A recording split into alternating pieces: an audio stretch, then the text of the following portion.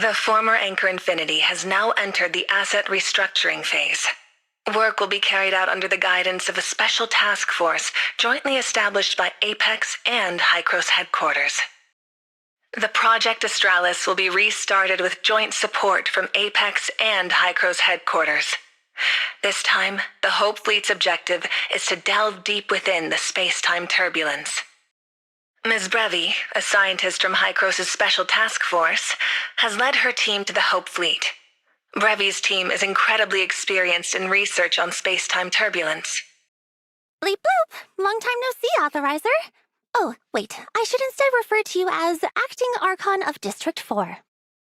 Did I miss something? In fact, this was the first thing decided in the last meeting. Nanto and Veronica share their distrust of Hycros and insist you take on the role of Acting Archon of District 4. So since I'm the Acting Archon, will someone eventually replace me? Don't worry. Nobody can take your place here. Hycros just wanted to make their position clear, which is why they added the word acting. In the future, District 4 will be jointly governed by Hycros and Apex. They trust only you, so your appointment as Archon is the first step for any future negotiations. So what kind of negotiations did you all have? It all comes down to 3 main points: the resettlement of the Kylians, the space-time properties of the Kylo, and Apex's restructuring plan. Which one do you want to hear more about? Now the Kylians can travel freely between here, Asperia, Vera, and beyond. Your friend Linsis can keep her promise too. Those who have passed can finally return home to rest. Claimed ashes will be returned to each family one by one. Unclaimed ashes will receive a communal funeral arranged by Hycros, so they can be properly laid to rest. When did you meet Linsis? Acting Archon, you could learn a thing or two from your Kylian friend. She's a real negotiator. Got Hycros to compensate her for her shop, fund her journey, and even cover the whole funeral. I'll think about it. Oh, there was some Kylian server. You know about it, right? That situation is indeed a bit of a headache. We've come up with some ideas, but that's also the main reason we wanted to talk to you. Helix Bio Inc. has been shut down, and we've taken over many of their related documents. To quickly awaken those who survived in the server, we've developed the Project Awakening. What can I do? First, to make sure their brains can safely disconnect from the servers, Voidpiercer needs to work closely with Lana to prevent server fluctuations from messing with normal Kylian society. Second, I need you to help convince Dr. Claire to join us. She's the top researcher in human consciousness and omnium technology, and her expertise will be crucial. I understand. Once I get back to Asperia, I'll do my best to persuade her. But about her and Hycros... I'm not forcing you to drag her here. Just do your best. Now that we're on the subject, there's one more thing I want to ask. Will everyone on the server survive? I'm afraid that's not possible. Miss Aglaia, as leader of the Project Awakening, already gave a detailed briefing at the meeting. The first Kylians connected to the server were seriously injured survivors of the space station disaster. Once they're disconnected from machine support, they'll need immediate medical care. Linsis's nurse friend, Ms. Legisis, will check and monitor everyone's health in Project Awakening and decide who has the potential to undergo awakening. What will happen to them next? If someone can't be awakened, we'll remove them from the server as quickly as possible. A specialist will handle their remains, with Linsis overseeing the arrangements. And for those that can be awakened? The situation is much more complicated for those who can be awakened.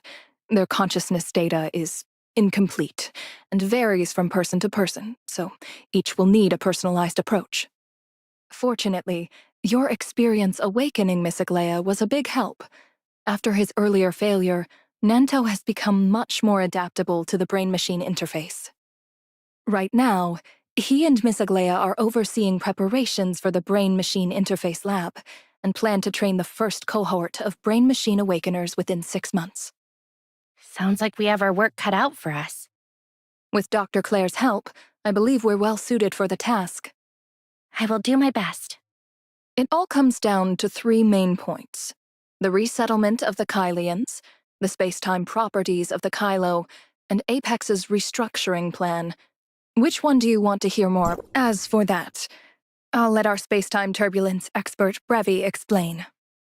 Where should I even begin? After all, I just got here not too long ago, and my research has only just started. Why don't you start by telling me what you're researching? The nature, laws, and application of space-time turbulence. What we can confirm is that Kylo's space-time turbulence is very similar to the Abyss current, though there are some differences. I've noticed that too. The space-time turbulence here seems more intense than the Abyss current? Or maybe it's just harder to predict? We tried using timestamp technology to build a larger Abyss current control device and push its power to the limit, but all it did was stabilize the space-time turbulence. Through various detection methods, including personally entering it, we've confirmed that Kylo's space-time turbulence cannot be completely shut down. Why? Does Kylo have a hive mother stronger than the one in Domain 9? We suspected that at first, but with Dr. Rubelia's help, we've ruled it out. Instead, under Kylo's unique conditions, the Hive Mother and the gray space entity evolved into what we now call the Astral Hive. I still don't understand. Why are Kylo's space-time turbulence and Abyss current so different? The emergence of an Abyss current usually signals a powerful gray space entity, like a Hive Mother, but Kylo's space-time turbulence likely comes from a massive, ever-fusing omnium mine. I just remembered. Those bugs on planet Noah, they have the ability to venture into the depths of a space-time turbulence to search for omnium. Yes, Dr. Rubelia also believes Kylo's xenoid was once a special kind of gray space entity, a symbiotic organism tied to that massive omnium deposit. I still don't quite get it, though. Where did that massive omnium deposit actually come from? During the Cataclysm, the Kylo space station was orbiting Ida. Think of it as a signal amplifier.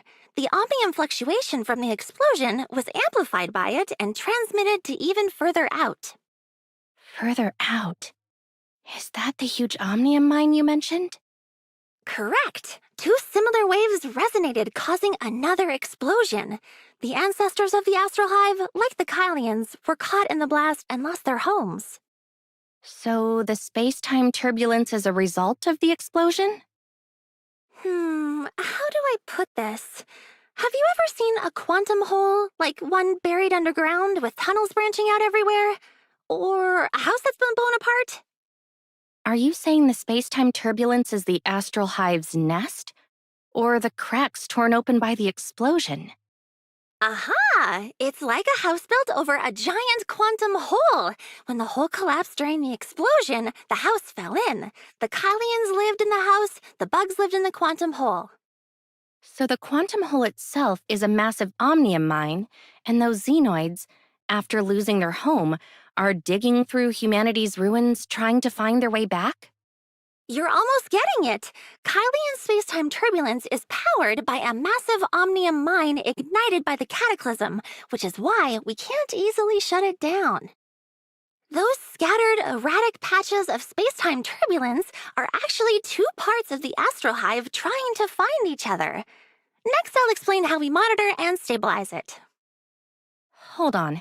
I feel like my omnium science knowledge can't keep up with your lecture. Just be straight with me. What are your current research findings? There's still much we don't know. The omnium mine is just a metaphor.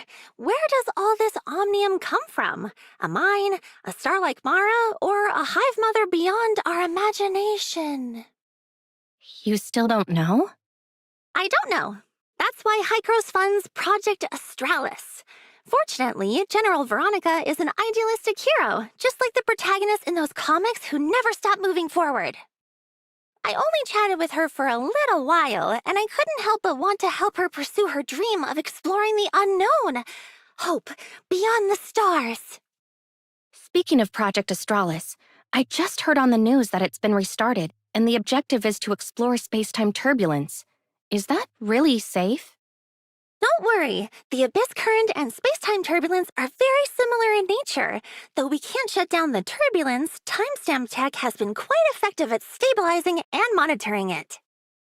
As long as everyone in the fleet is safe, that's what matters.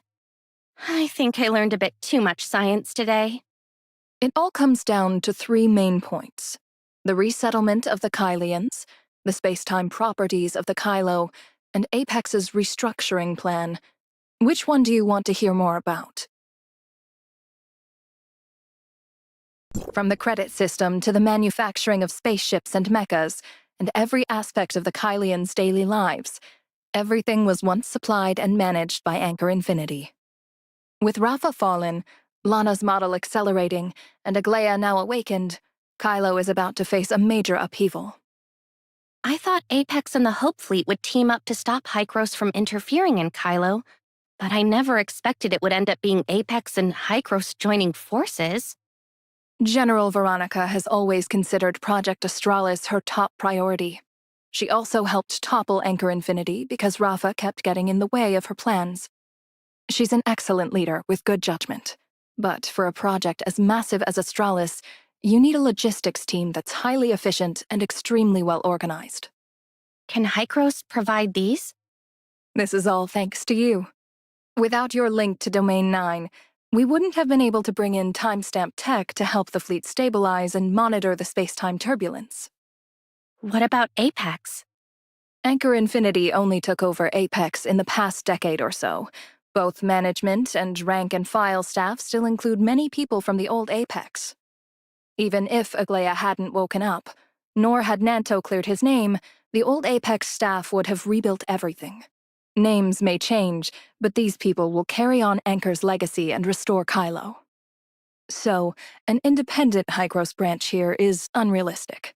Instead, you should bridge us to the Todd family to rebuild a new Apex with Hykros involved, so Kylo can get back on track as soon as possible.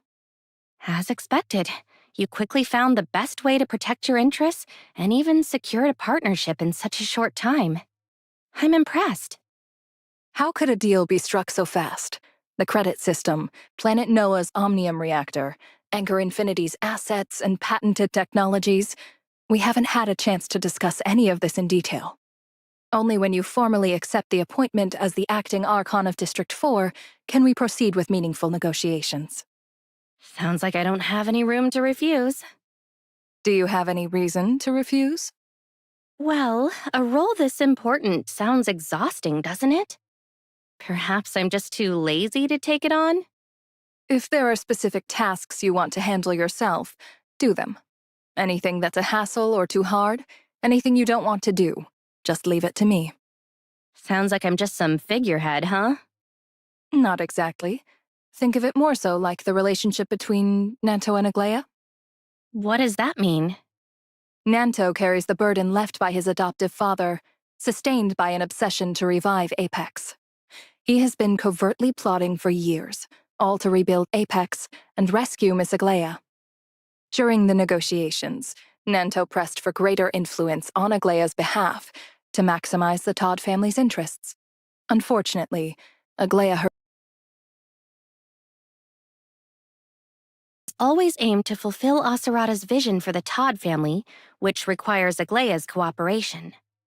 But what Nanto wants may not match what Aglaia desires. You want to construct the Tower of Fantasy and develop Omnium technology. It requires my cooperation. But what I want is to piece together the shattered Ida and rebuild a beautiful life for Shirley. However, we're different from them. I'd like to think my relationship with you is at least closer than that of an aunt and nephew who've only just met. Even if they're not blood relatives, they're still family, right? Nanto often calls Asurata by name, but he only ever calls Aglaia aunt. This shows that his relationship with her is distant, maintained only through a superficial family title. I suppose that means we can refer to each other more casually. So, if I were to personally ask you to accept the post of acting Archon of District 4, would you do it?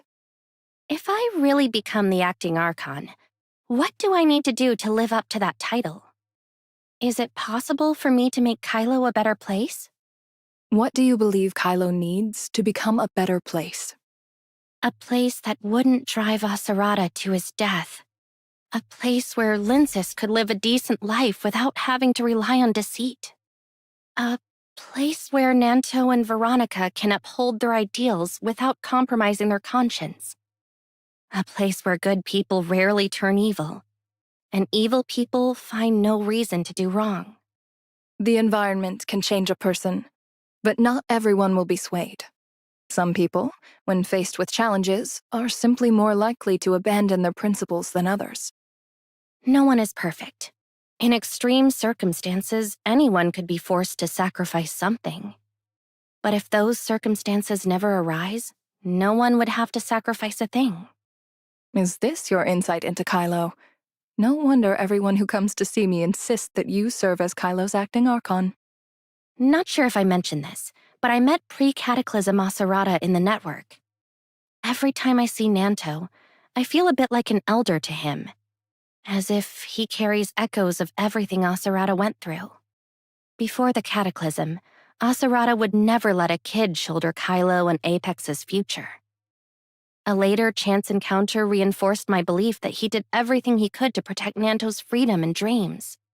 But as his life neared its end, everything that had happened in Kylo forced him to betray the creed he once upheld, leaving the heavy burden to the only person he could truly trust.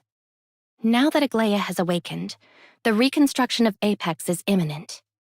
By a better Kylo, I mean at least a place where such tragedies won't happen again. You're an idealist, and that used to worry me. But not anymore. Only those who can hold on to their ideals after seeing life's darkness and human nature have the potential to change the world.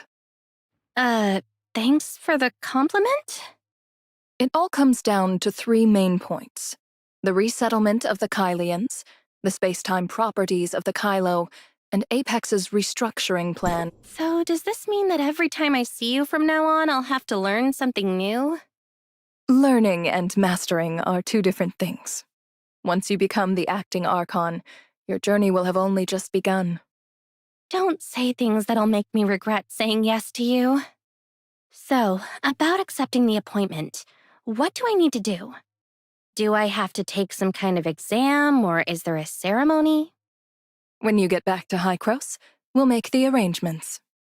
I'll go help you get ready for the return trip. We should be able to head back with Linsis. In the meantime, say your goodbyes to your friends from Kylo.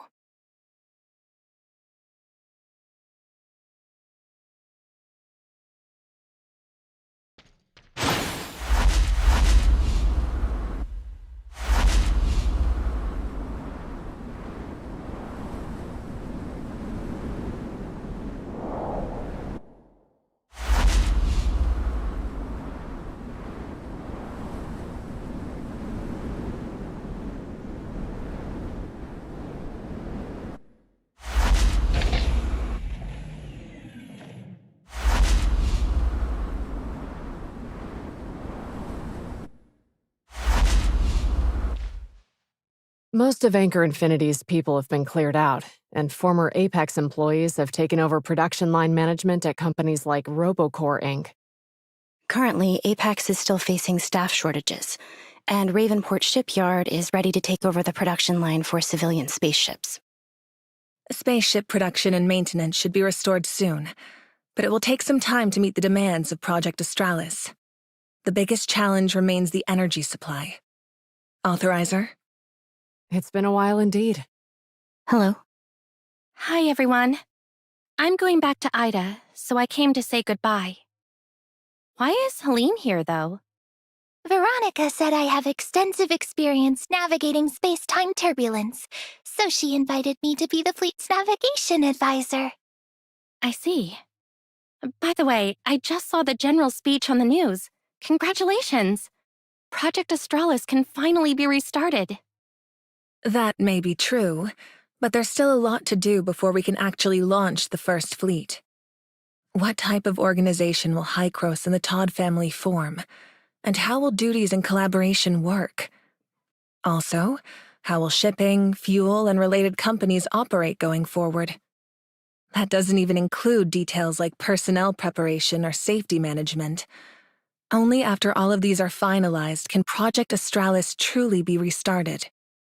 You're saying that in front of me on purpose, aren't you? Don't worry, I've already told Plotty I'll accept the appointment as the acting Archon. That's wonderful. You accepting that role is crucial for us. But you should still know that most of the specifics are still handled by Plotty and the other Hykros personnel. I'm just a convenient figurehead. Figureheads matter. In ancient warfare, some soldiers' sole duty was to remind each side of the consequences, and those soldiers were always the last to fall. Their presence was a rallying point for thousands. As long as they stood, there was still hope. You don't get it either, do you? General Veronica will sometimes suddenly say things I don't get when we discuss navigation plans, but sometimes in hindsight it makes sense. Thank you, Helene. I'll take the time to really think about what you said. Let's leave it at that for now. After I go, if you need anything, don't hesitate to reach out to me. Goodbye.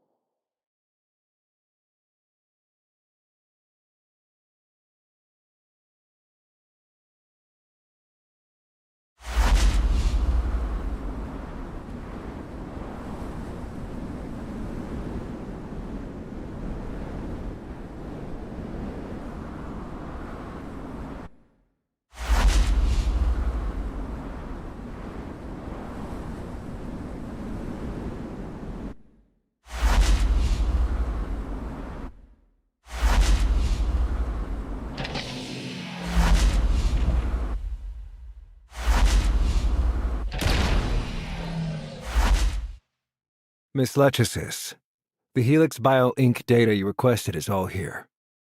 The data left by Helix Bio Inc. is very detailed and can help Project Awakening a lot.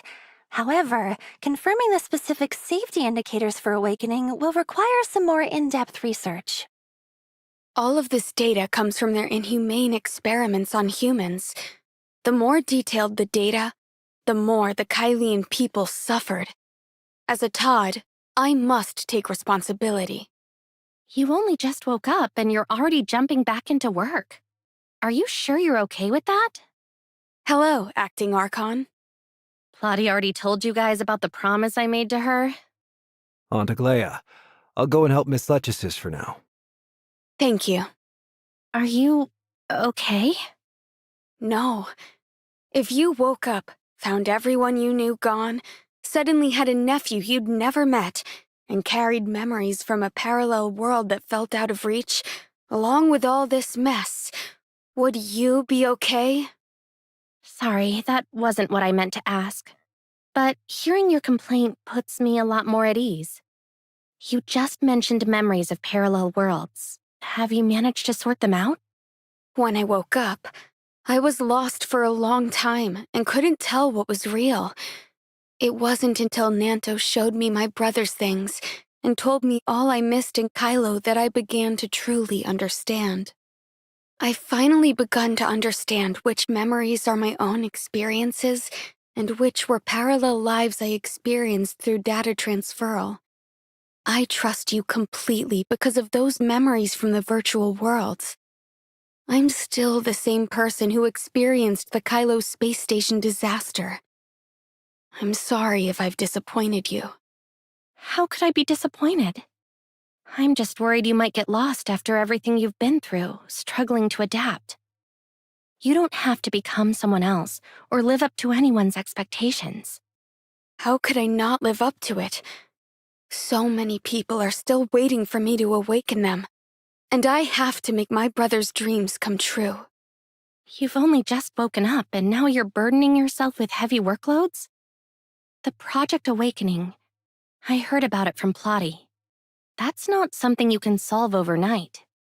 The work on this matter will be handled by Miss Lechesis and the scientists from Hykros.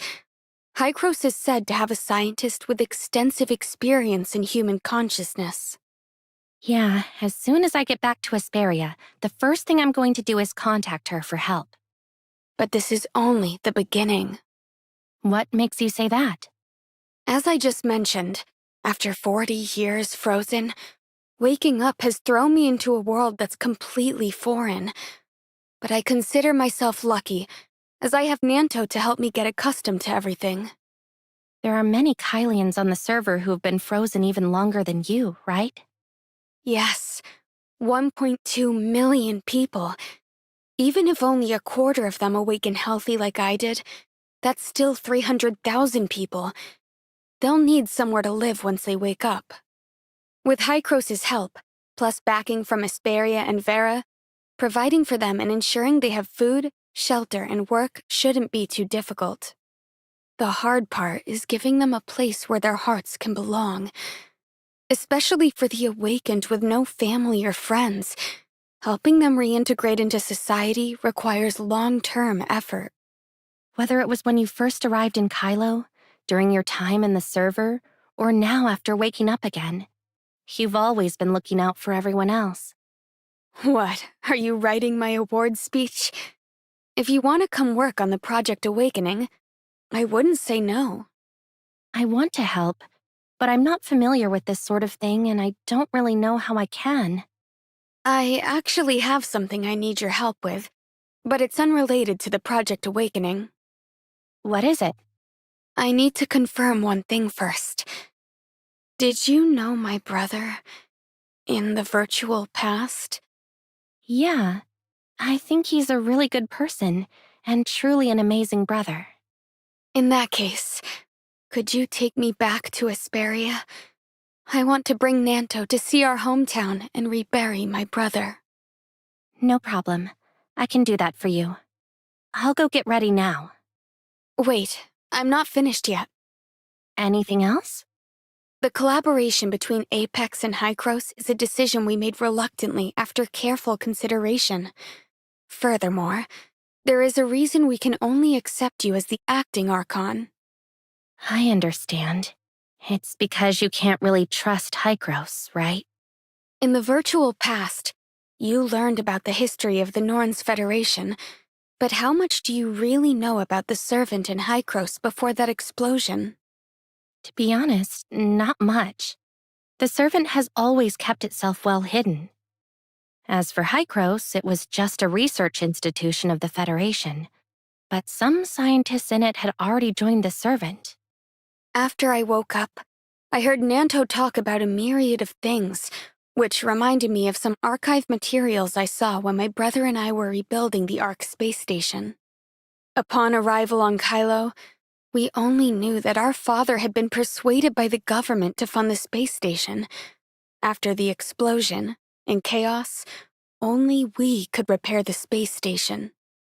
It was then that we finally accessed the original documents for the space station construction plan. It turned out that Kylo's space migration plan was initiated by 3 scientists from Hykros. Not only that, they were also deeply involved in establishing several core subsidiaries of Anchor Infinity. Unfortunately, by the time we found out, they had already died in an air crash. So those scientists were actually the Servants hidden in Kylo? And Krog Hans, he was a high-ranking officer in the Norns Federation's Joint Defense Force, and in fact, he was one of the Servants. If I remember correctly, the Kylo Expo Hall recorded that after Anchor Infinity discovered Zeronium, they developed the credit system with the authorization of the Kylian government. Thinking about it, the Kylian government, Kylian military, and Kylian Hykros had all been thoroughly infiltrated by the Servant long before the Cataclysm. Yes. Nanto and I went back through the archived documents left by homecoming historians. Only now do we see that many events were being manipulated behind the scenes by the servants. Nanto's parents probably never realized, even until the end of their lives, that it wasn't their support for the homecoming that killed them, but that they had discovered traces of the servant. By forming the Icarus Legion, Krog Hans betrayed the servant for his daughter. But after knowing the horrors of this universe, despair drove him to continue the servant's plan to welcome the master. Do you think the initial members of the Icarus Legion might have actually known about the servant's existence? Of course.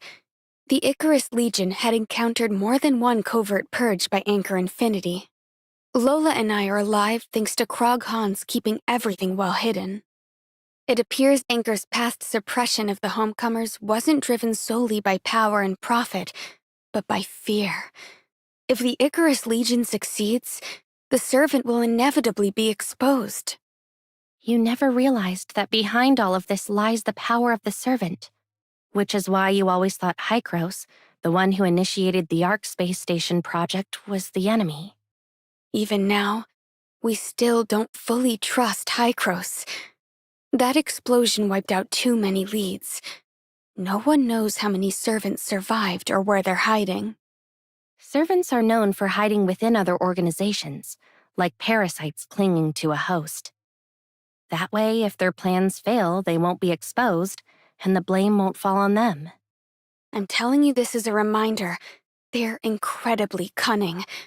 Be extremely careful and scrutinize everyone you meet in Hykros. If necessary, you could use the network and talk to another version of me. From the details we uncovered back then, there might be things even more useful than the truth about the Cataclysm.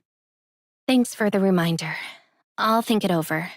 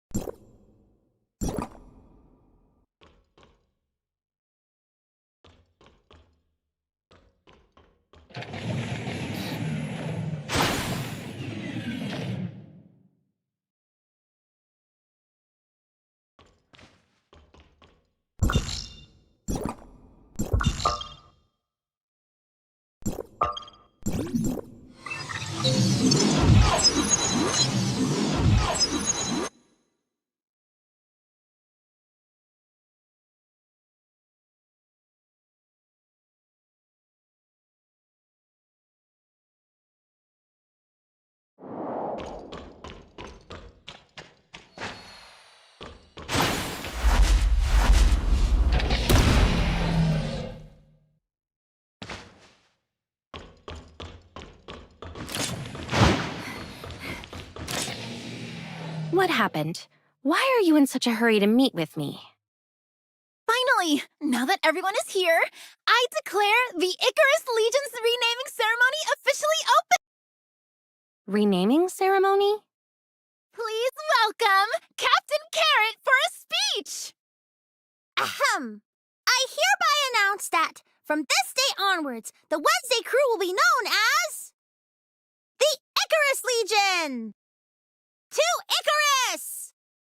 So beneath the mask was the Icarus Legion. Grandma, I'm starting to understand the meaning of the wings of Icarus. Today, the Icarus Legion is taking you and everyone back home. I can finally go back and play with Hilda and the others. Why say such nonsense on such an important day? I'm the captain. I say what I want. You're just the first mate. You do as the captain commands. You're a child, and I'm your mother. You have no choice but to listen to me. As captain, I announce that we're adding a new segment to the renaming ceremony. Next, each of you will share your wish list for after we return to Ida. I'll go first. I want to go see Hilda and the others, and take Linces to see the ocean, the desert, the rainforest, and the flower fields, and eat a lot of carrot cake. Then, I wish to take everyone back to our homeland, hold a proper funeral, and lay them to rest. Then, I'll travel all over Ida with carrots, and turn my shop into a chain across Ida. Second mate, it's your turn. Me? I want to reclaim all of Ida's land, to find my lost friends, and to recover my memories. Then I want to be there with you for everything you want to do. Surely, isn't there anything you want to do for yourself? Wait a minute. Where's Mia? Huh? Mia? Mia. Looks like it's over there. This feels familiar. My brother, that time.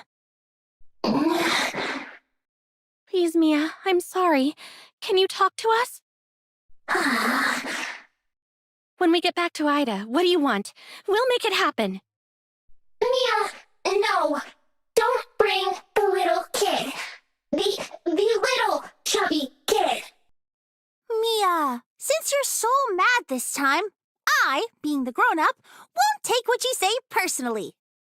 Fine, fine. I promise I won't force you to be Carrot's gaming buddy anymore. Surely. It's great that Mia's willing to talk. The spaceship is ready. It's time to depart.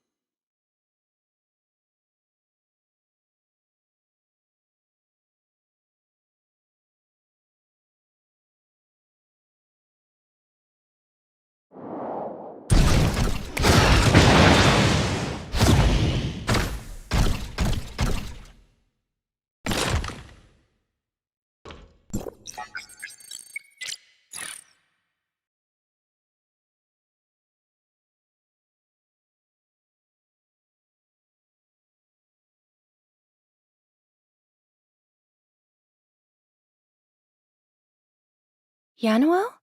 I didn't expect you'd be the one to come pick us up. Welcome home, Acting Archon of District 4. Archon Alric is waiting for you in the conference room. Please, follow me. As for the other guests, someone will be here shortly to attend to you all. I can't believe it's Archon Elric. Archon Alric is busy with public affairs, so please don't take up too much of his time. After meeting with you, he'll still have to help receive those 2 Apex representatives. You mean Aglaya and Nanto? Yes.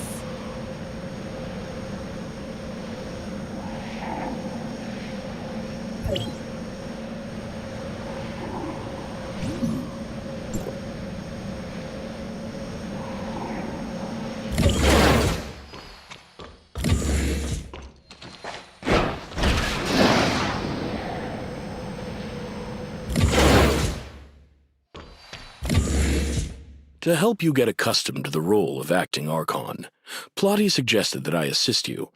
Coincidentally, I've also heard about the funeral you're holding in Asperia. A funeral? Am I incorrect? I received a list of Asperian victims from the Kylo space station, and a request for a collective funeral submitted by Ms. Linsis. You were correct, but I didn't expect Archon Elric to be so concerned about the funeral. From now on, call me Elric.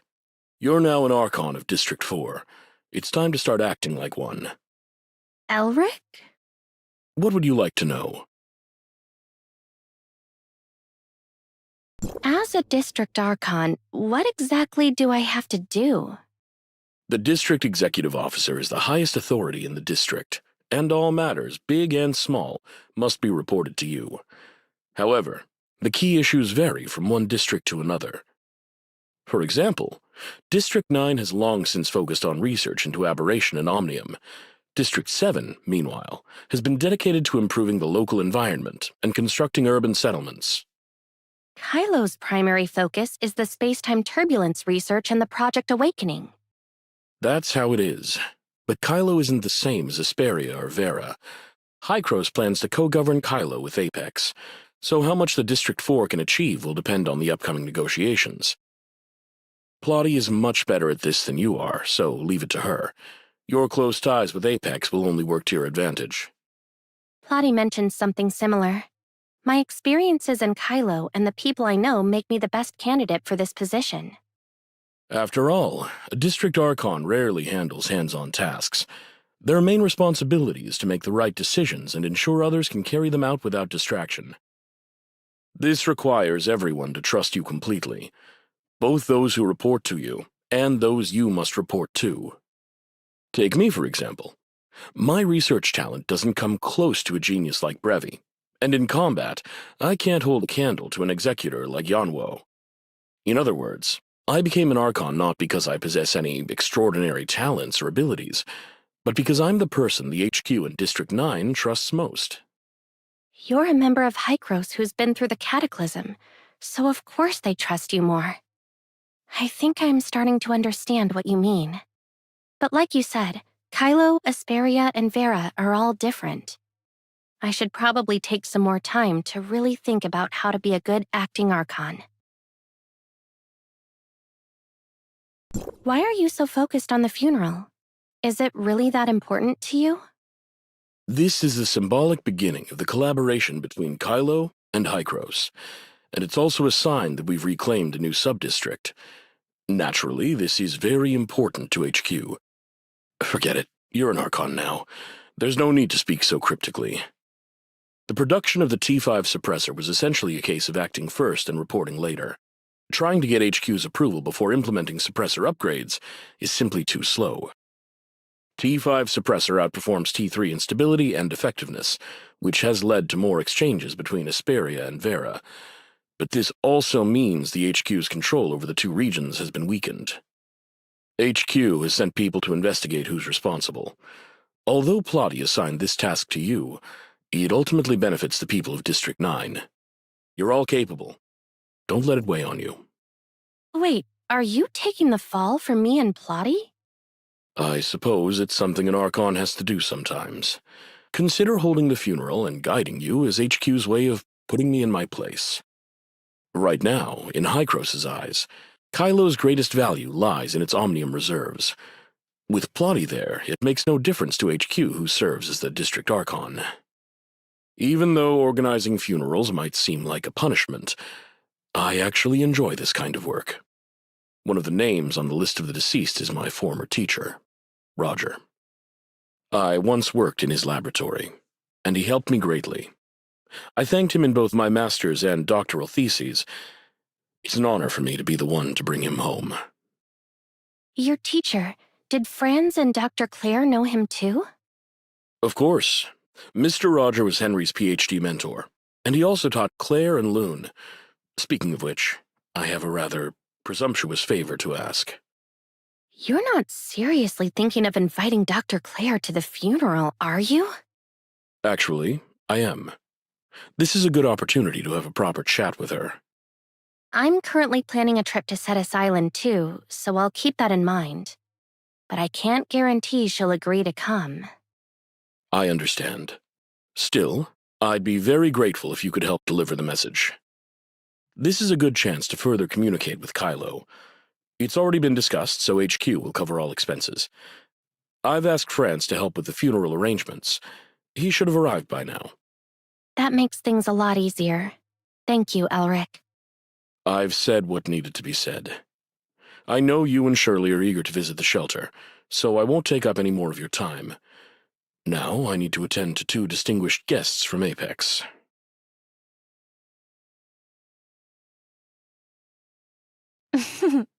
Seems your trip was a failure.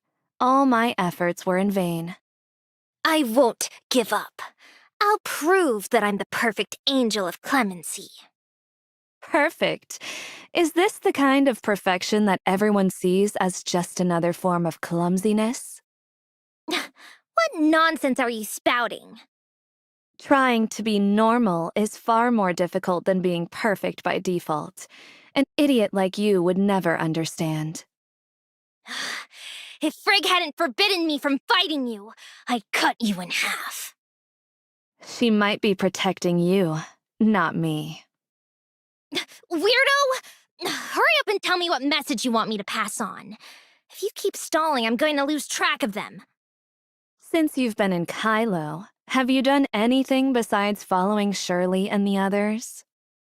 Yep, I've gained the Authoriser's trust through private messages. And soon, I'll be able to uncover Shirley's weak point. I mean, what's the situation with Kylo? Space-time turbulence, omnium mine, omnium reactors, and dimensional quantum supercomputers. What intel have you gathered? Frick didn't put me in charge of that.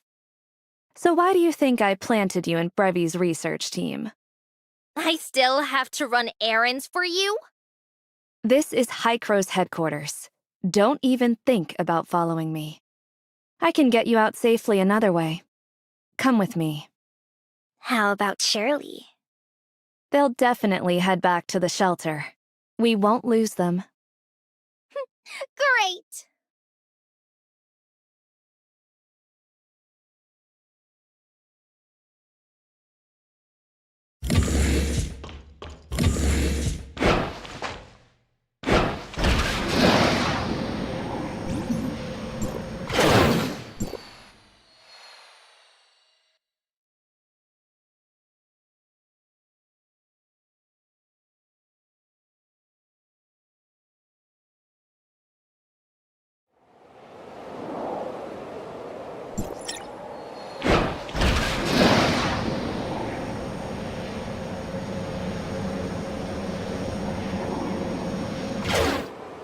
Mr. Franz, it's been a while. Long time no see, Shirley. Oh, if it isn't our acting Archon of District 4. It's been a while. Congratulations on the promotion. Mr. Franz, with that tone, you're making it hard for me to thank you. Introduce me to your new friends. They're honored guests who've come all the way from Kylo, and I'll make sure they're well taken care of. These 2 are the current heads of Apex, Miss Aglaia Todd and her nephew Nanto. This is the organizer of the funeral, Miss Linsis, first mate of the Icarus Legion. As for the person next to her... Carrot, I've heard so much about you. You really drove Hilda up the wall back then. I'm now the captain of the Icarus Legion! All right, Miss Captain. Hilda's already made you some carrot cake. Want some? I want to bring Sis Linsis with me! It's Mommy Linsis. All right. Everyone go ahead. Nanto and I are going to part ways with you for now. We have our own matters to attend to. Let's meet again at the funeral once everything is settled. Miss Aglaia, the Cataclysm did bring some abnormalities to this place, but not everyone is gone. What do you mean? Though the Cataclysm destroyed everything, some people, whether through fortune or misfortune, didn't just survive it. They've lived on to this day, like me. Before the Cataclysm, I met your father through work, If this place feels too unfamiliar to you, feel free to come talk to us elders sometime. We might be able to help you reconnect with it. We trust the authorizer and hope Kylians have a better life in the future, which is why we cooperate with Hykros. But work is work. We'll decide for ourselves who's really a friend. Whether here, in Vera, or in Kylo, we were all victims of that disaster. We're not so different. No matter what you think, to me we're all kin. When it comes to Hykros, plenty of us, including me, hate them as much as, if not more than you do. Complaining and being angry is natural, but it'd do you good to find someone to vent to. There aren't many left who can reminisce with Miss Aglaia. It's just me, this old codger, checking in for a fellow townsperson. Whether we reminisce or not is entirely up to her. Honestly, we're just really glad to see a young person like you finally come back home. If we can't reminisce, then let's vent about Hykros together. Those types of talks go nicely with some wine. Thank you, but we have other matters to attend to. Thank you for your suggestion, but we have our own arrangements. I just spoke with Mr. Elric earlier. We will certainly arrive on time for the funeral. All right. I won't keep you two from exploring Asperia. If you have time, feel free to drop by the shelter and bang us any time. Everyone's really looking forward to welcoming our fellow Kylians back. Thanks. Farewell for now. Nanto, let's go. Farewell, everyone. See you. Mr. Franz, at the funeral, we'll only bury ashes and belongings that are unclaimed. Some ashes and belongings still have claimants. I know. That's why I want to take you with me. Along the way, we can help those people reunite with their family and friends. Regarding the funeral, there's a funeral home called Hypnos Agency that specializes in this. I'll need to trouble you, Archon, to pay them a visit. You can count on me to make sure the funeral is handled properly. Where's that place located? I'll send you the location right now. Just follow the directions. It's in Bangas.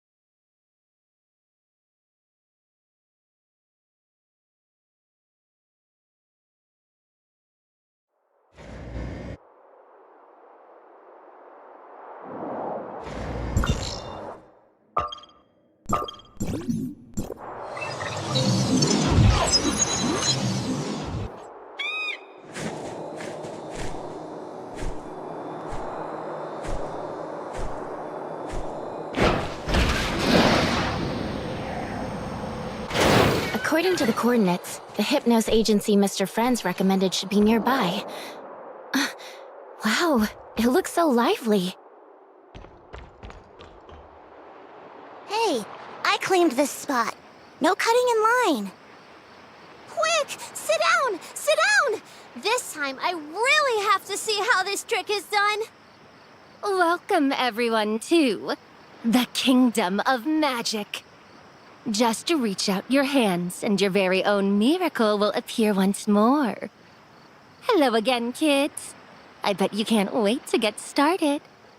The show is about to start. Most importantly, don't forget to take the flyer home after the show.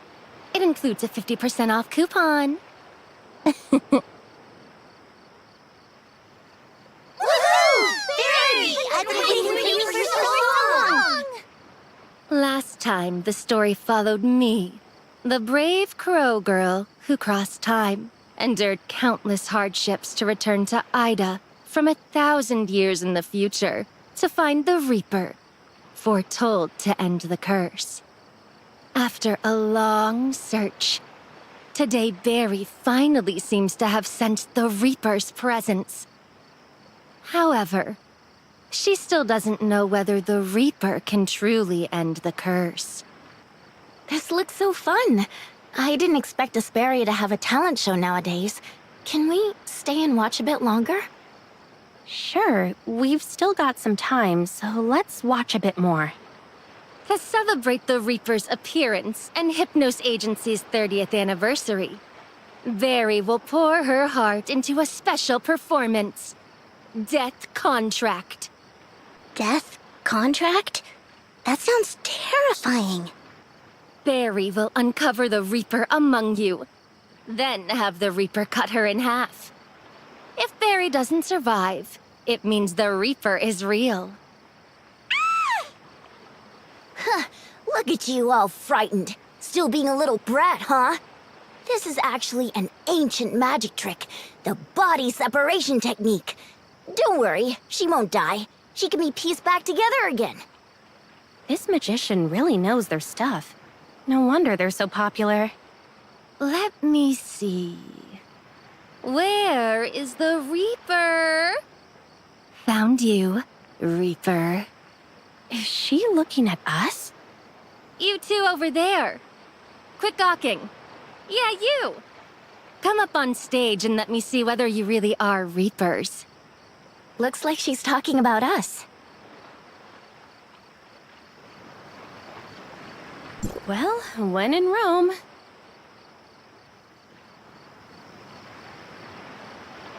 The two Reapers have taken the stage. Could you please check whether the boxes and the chainsaw are working properly? Thank you, Miss Reaper. May I ask your name? Me? I'm Shirley. The box is all good, by the way. Great. And another Reaper. What's your name? I'm the acting Archon. Is the chainsaw ready? Without a doubt. When Barry lies down in the box, don't hesitate. Use the huge chainsaw in your hands to mercilessly tear apart her tiny body. Okay. Can Barry, the magician who's performed countless miracles, escape the fairy bound for the Styx and avoid making a pact with the Reaper? Audience, don't take your eyes off this. Woo! All right. Barry has been locked in the Reaper's cage, unable to resist, powerless, and with no way out.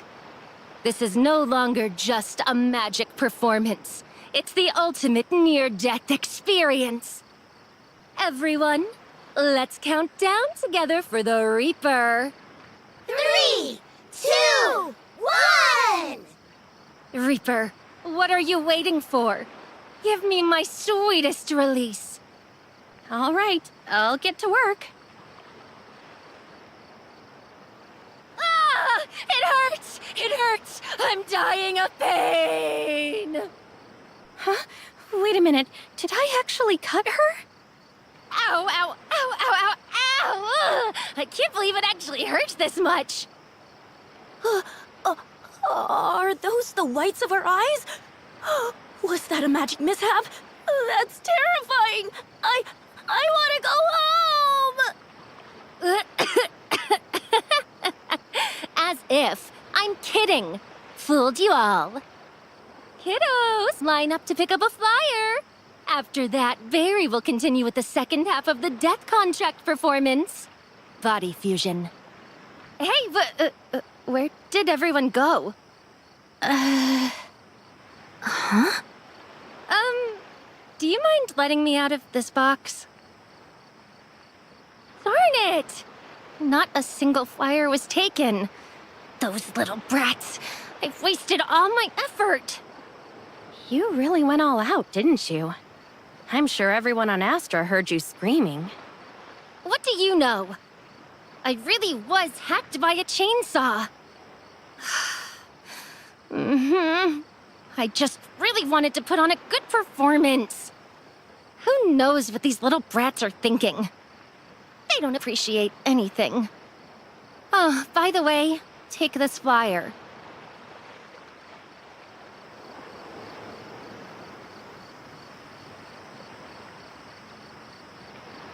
Hypnos Agency, second customer, half off?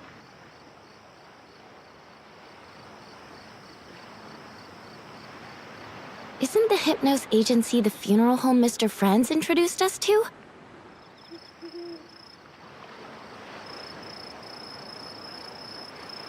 So, this is a funeral home ad? Who thought it'd be a good idea to use a magic show to lure kids into a second customer half-off deal? That's the Reaper for you! Way smarter than my master, who can't even see how brilliant this idea is. People die sooner or later, and kids are the perfect potential clients. Is the Hypnos Agency actually trustworthy? Authorizer. Anyway, it was introduced by Mr. Franz. Besides, she has a master. All right.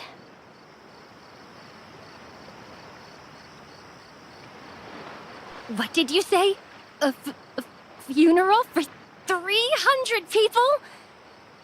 This is a lot. I know, handling so many ashes and relics in just a few days is asking a bit much, but... Fantastic! Mr. O'Reilly is going to praise me for taking on such a big order. Aside from Mr. O'Reilly, you're the ones with the strongest smell of death I've encountered in Ida. The prophet's prophecy must have been right. The Reaper really does have some skills. What on earth is she talking about? She still hasn't come out of character. She sounds like she's still performing a magic trick. I feel as if I've seen this before. You mean, like Brevi? I'm still an apprentice, so I can't take on any jobs by myself. Please, follow me. I'll take you to meet my master, the best mortician in the world, Mr. O'Reilly.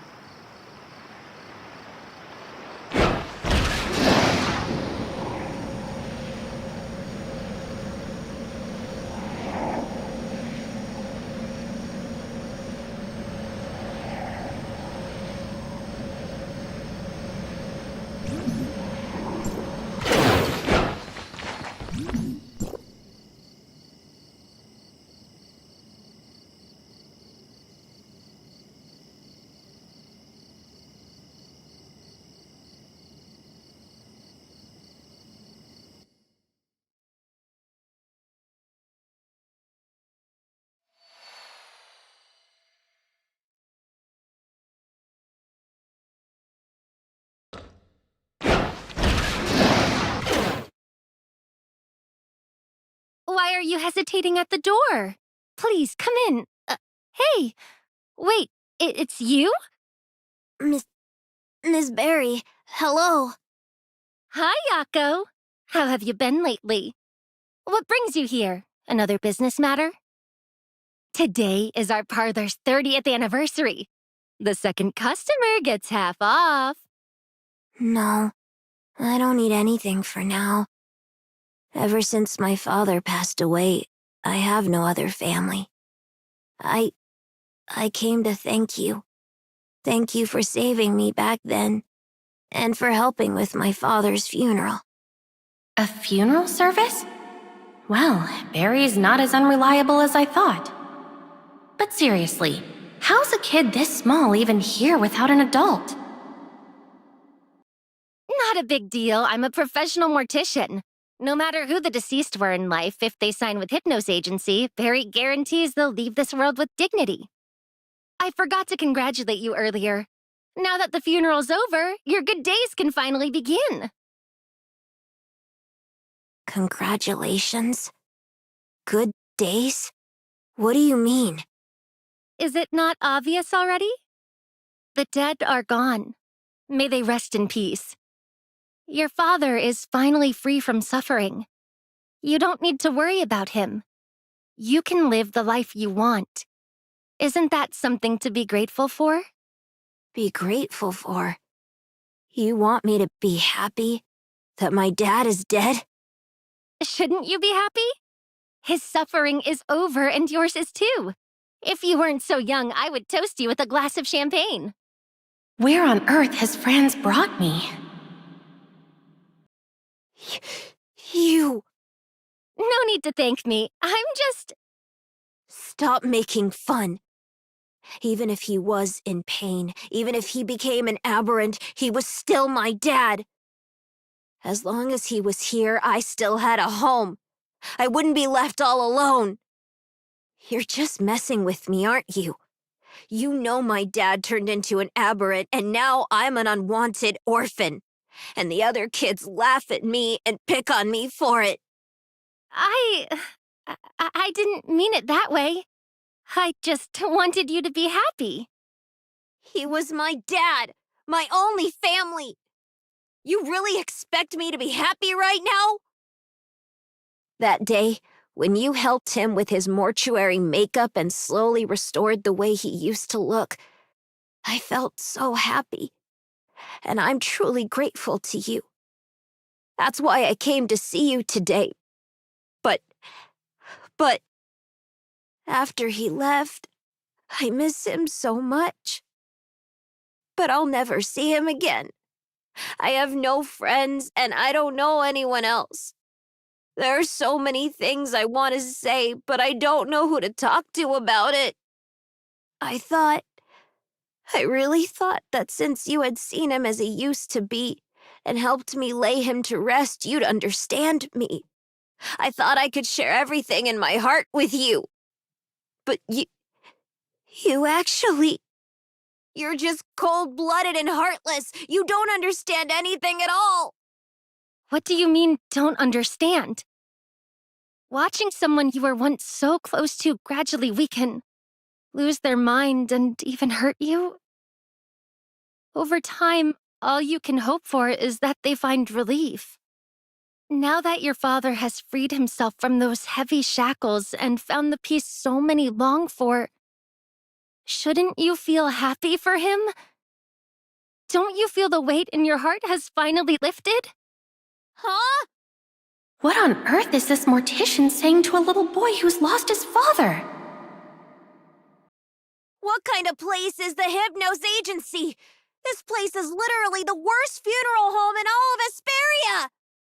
Oh, you fool! Are you trying to annoy all the customers to death just to boost your sales?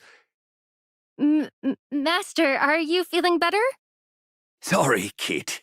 My idiot apprentice is missing a screw. The dead are free from pain, but the living still hurt. I never taught her that it's my fault as her master. Oh, you idiot. Hurry up and bring the guests inside. So this is the Hypnos Agency. It's my first time in a place like this, and it's bigger than I expected. I'm John O'Reilly, owner of Hypnos Agency. To all our guests, especially this little one, I apologize. My failure to discipline my apprentice led to those strange offensive remarks. Since you're still in mourning, if there's anything you or your father need, please let us know. The Hypnos Agency will do its utmost to help. I do need help, so thanks for saying that. But right now, They're all dressed in such outlandish clothes. So why are Mr. O'Reilly's words still so convincing? O'Reilly. Huh? Wait a second, that surname. I feel like I've heard it somewhere before. Master, are you all right? When you scolded me just now, your energy felt weaker than usual. Barry, what are you mumbling about? Hurry up and apologize to our young guest. Why should I apologize? I was just congratulating him with good intentions. Logically. How dare you talk back, you idiot! Are you trying to ruin my reputation? Tell me, do you even remember the responsibilities of a mortician? Let the deceased depart with dignity and help the living to find peace. Let the dead depart with dignity. Fine, you manage that. But help the living find peace. Don't even act like you've succeeded. I doubt you even tried. Don't have to be Tithonus anymore. Isn't that nice? What did you say? Mr. O'Reilly. Yako. I'm sorry. No, it's fine, Mr. O'Reilly. I really came to thank you and your agency. I was just too worked up a moment ago. I'm sorry. I'll take my leave now.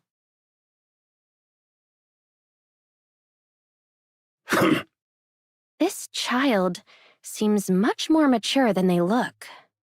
Yeah, compared to Barry.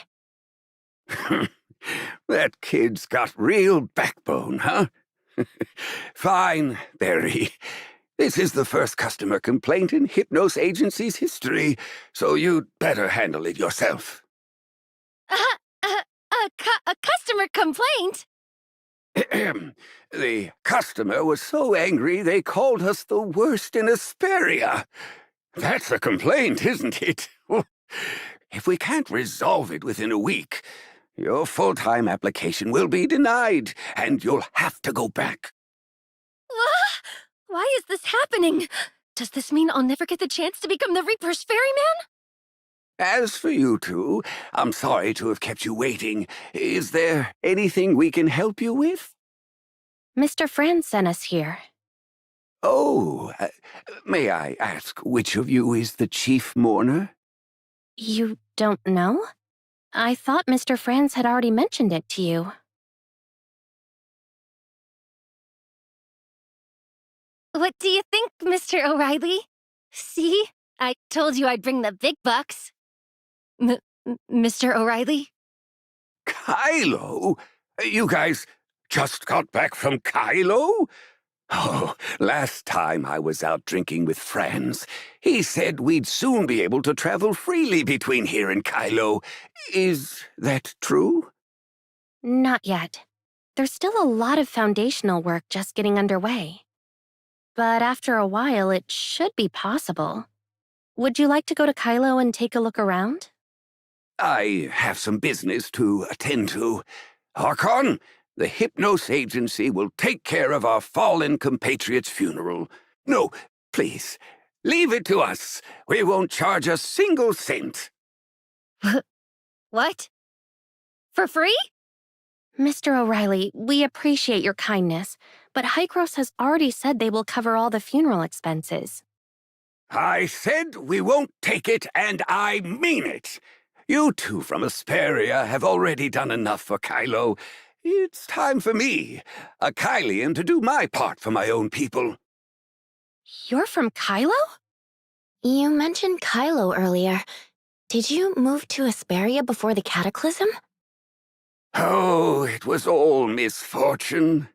Before the Cataclysm, my sister had a huge fight with our parents, and then ran away from home. We didn't hear from her for days, and everything was chaotic. To find my sister, my parents took me all over the place, from Spring Bay all the way to Asperia. Who would have thought the Cataclysm would strike so suddenly?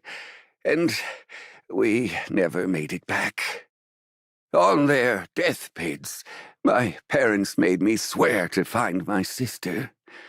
You know what happened after the Cataclysm. So I took this line of work.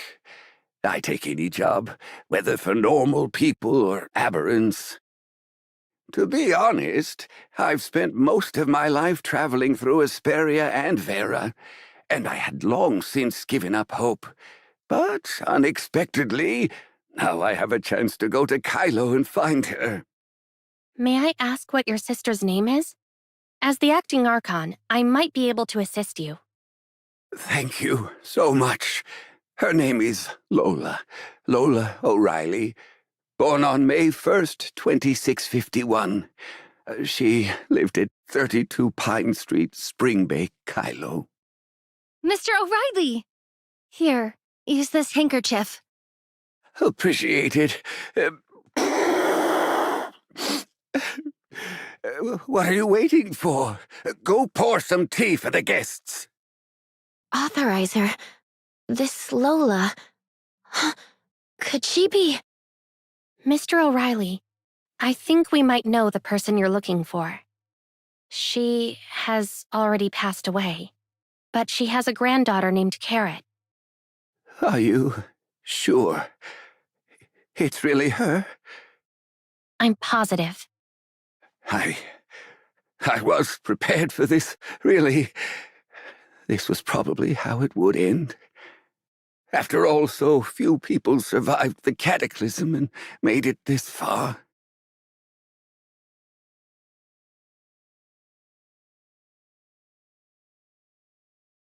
Carrot. Will she come to the funeral? Of course. If you want to see her, I can contact her right now. No, business first. Leave the funeral arrangements to the Hypnos Agency. There's a site near Bangis. As for the guests attending the funeral, have the Archon take care of that. Even though the buried are unclaimed and may have no friends or family left, I still want to find as many people as possible to see them off. No problem. I actually have a few places to go, so I'll stop by and visit some old friends on the way. In that case, there's no time to waste, Mr. O'Reilly. Let's begin preparing the funeral immediately. Wait a minute. Who said you could start preparing for a funeral? Listen, Barry. You're barred from taking part in any other Hypnos Agency activities until that guest, Yako, withdraws his complaints. Now go apologize and make it quick. Okay. If we're going to Astra, Yako's home is there too. Reaper, let's go together.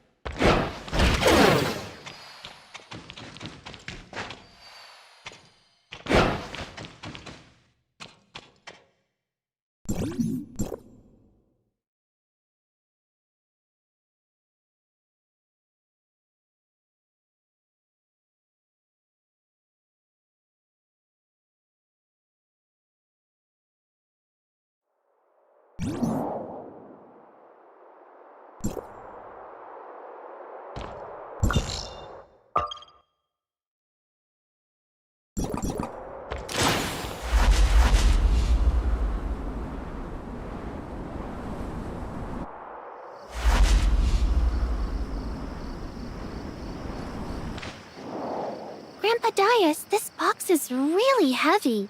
Let me take care of moving it. No need. It's just a box. These old bones of mine can still do the job. But... But what? Or are you just treating me like O'Reilly's apprentice? Like I'm still a kid? I was just worried you might hurt your back. Wait, isn't that the authorizer? And Shirley? And Barry too? What are you three doing together? Hey, Old Man Dias, I saw everything.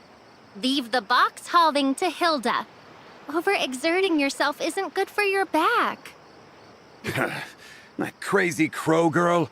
Who do you think you're calling old? Authorizer, Shirley, long time no see. You two really are something else. You hardly ever come home, and you didn't even stop by to see me. Even Carrot is more attentive than you. Sorry. I got held up earlier. I didn't expect to run into you here. I thought you'd be at Bangus hanging out with Carrot.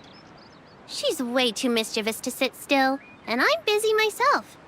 She's probably went off to Vera to hang out with her friends. No need to worry. Her mom's with her. Her mom? Linsis really is determined, isn't she? Now that Hilda's here, we can skip the trip to Bangus. Right. Hilda, I want to invite everyone from Bangus to the collective funeral for the victims from Asperia at the Kylo space station. The funeral will be held near Bangus, jointly organized by Hykros and Kylo, with the Hypnos Agency handling the funeral arrangements. Attending is of course no problem. It's just, I remember Mr. O'Reilly hasn't been in good health lately. With such a large funeral, can he still manage? Could Barry take charge instead? I really want to take over, but my master told me to deal with my customer complaint first. Good. If we let that insolent girl handle everything, O'Reilly might as well ruin his own reputation. I don't know why that old coot took her on as an apprentice. Grandpa Dias, hometown. Barry, don't you still have a customer complaint to deal with? Go on and handle them. That's right, Dias, little bro.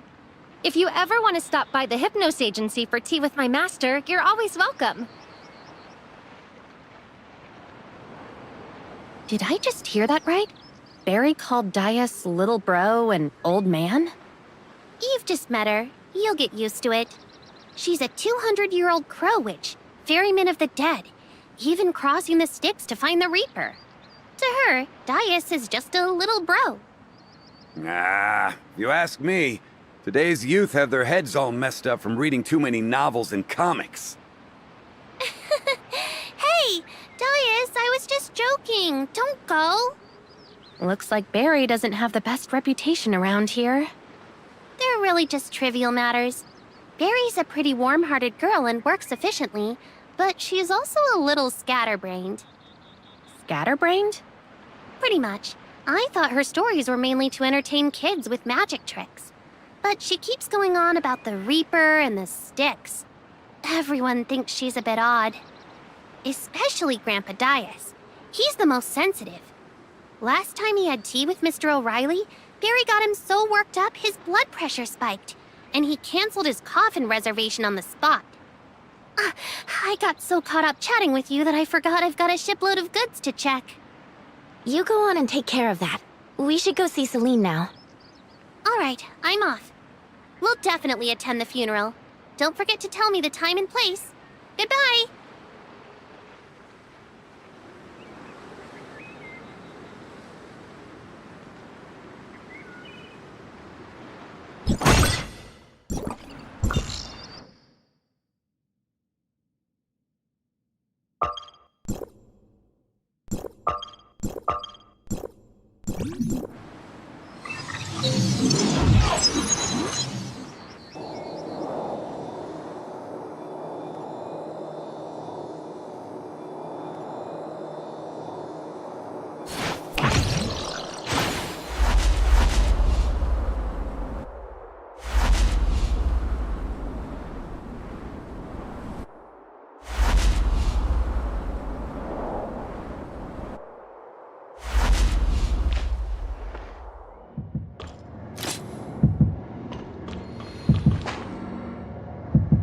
I just saw Yako heading toward the riverbank. His expression was terrifyingly grim. He must have been bullied again. Sensible kids tug at your heart. Yako always keeps things bottled up, just like his dad. I'm not good with words and don't know how to help him. Celine, what do you think? I understand, Eureka. Mr. Collins has helped the shelter before. Leave Yako to me. You should go back and take care of things. Celine, we're back. Why'd you both come back without giving me a heads up? Now that's what I call a surprise. If you'd given me a heads up, I could have made time to properly host you. I've got something urgent to take care of right now, so wait here for a bit. I'll be back soon. Wait a second, Celine. Are you going out to find Yako? You've got a keen ear. That poor child. His father became an aberrant not long ago, and now... He's buried by the Hypnos Agency? Well, well.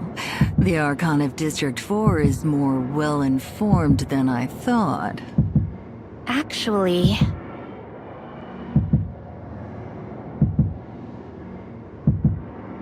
Don't worry, we'll definitely be there. The specific time and place are set, just let everyone know.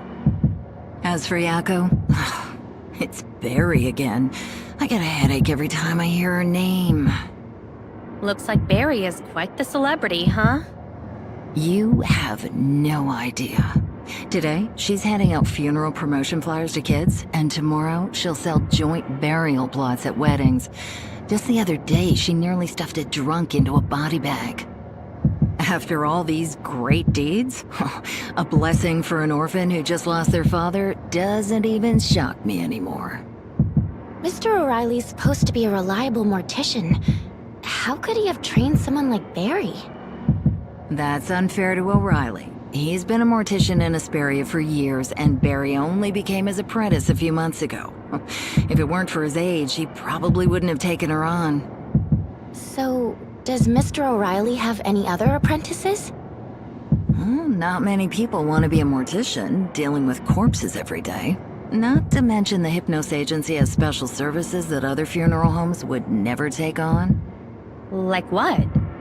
Aberrant embalming. Like Yako's father? Yes. People have always avoided aberrant corpses, even though Hykros proved long ago that they aren't contagious. The fear left over from so many years isn't easy to dispel. O'Reilly has been searching for an apprentice for over a decade, but those who came either ran away from this special business or couldn't handle the strict demands. Until Barry showed up. Despite her quirks and odd things she says, she's truly excellent at embalming. That's why O'Reilly values her so highly, even if it doesn't seem like it. Don't be fooled. Mr. O'Reilly may yell at her, but that precious apprentice can't be criticized by anyone except him. Whenever I go to complain, he always stops me. Willing to lay aberrants to rest. Could Barry and Yako possibly be orphans too? Their parents having turned into aberrants? I don't really know. I've only heard that once O'Reilly went out to the wasteland outside Bangus to handle the bodies of aberrants. It's famously desolate there. Even the hyenas won't go. Just as O'Reilly was preparing the body, he noticed a little girl in a black dress sitting silently by the grave he had dug, staring at him intently. Celine, that little girl must be Barry, right? Indeed, that was her. I heard Barry watch the entire embalming without looking away, and even wanted to try it herself. Mr. O'Reilly saw her potential and brought her back to his office. I bet Mr. O'Reilly never expected to end up with such a troublesome apprentice, huh? Barry can be a bit unreliable, but she always does whatever Mr. O'Reilly tells her. Besides, everyone's happy to humor Mr. O'Reilly, so nothing serious has ever actually come up. After staying in Asperia so long, even with the most advanced suppressors, who knows when someone might turn into an aberrant? By then, people have no choice but to rely on the Hypnos Agency. But I feel like this customer complaint is different. Mr. O'Reilly said that if Barry can't resolve it, she won't be able to stay. Is it really that serious? We need to hurry and find Yakko, or I'm scared Barry's going to cause even more trouble. Why do the hyenas always pick the busiest times to cause trouble for me? Celine, go focus on your work. We're more familiar with Yakko's situation than you are. Let us handle it. Then I'll leave you to it.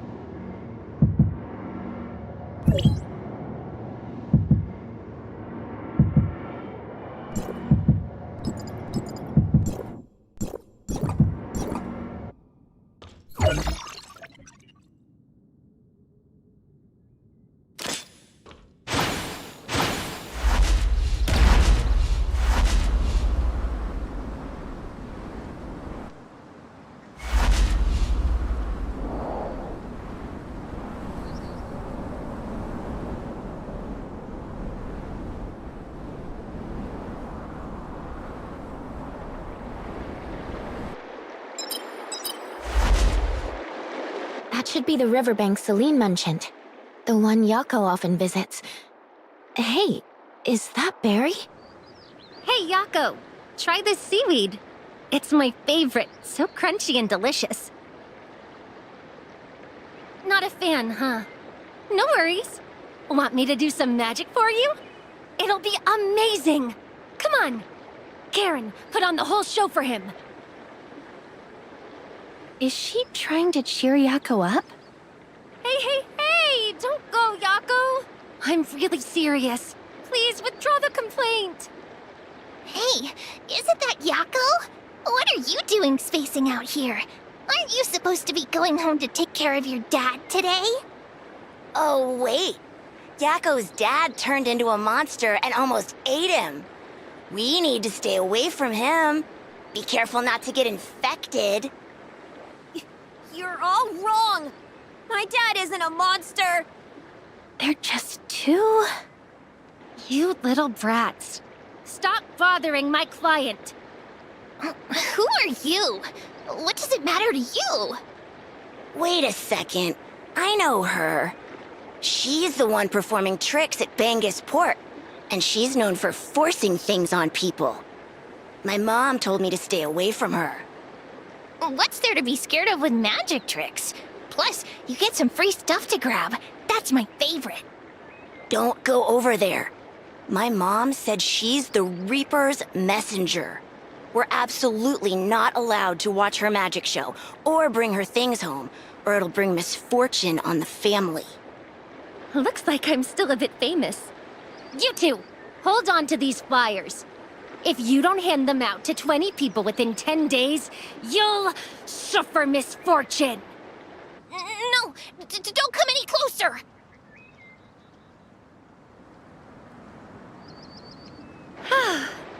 It's done.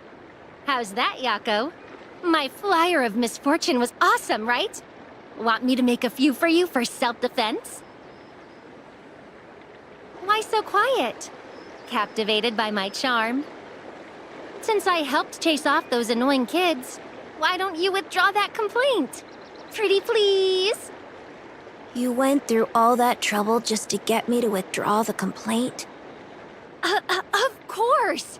If this isn't resolved, I won't be made full-time. I'm planning to open a branch of our agency back in my hometown, you know? So, could you give it some thought? I thought it through. My answer to you is 2 words. Hey! Which 2 words? Yes, ma'am? Complaint withdrawn? Or, of course? Leave me alone!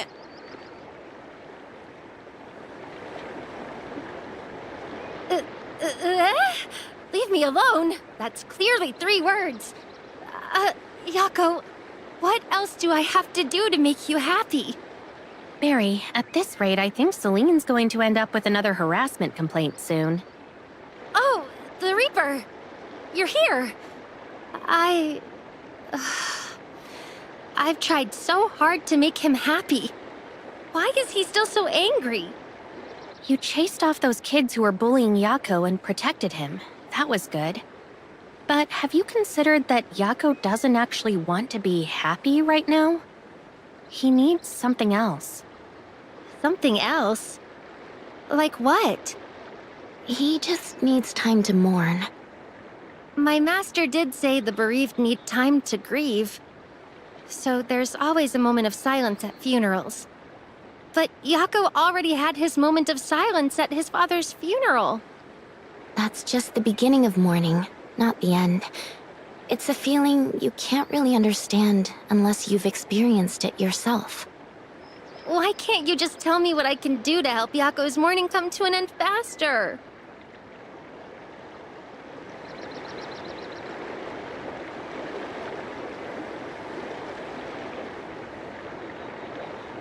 Looks like Mr. O'Reilly was right.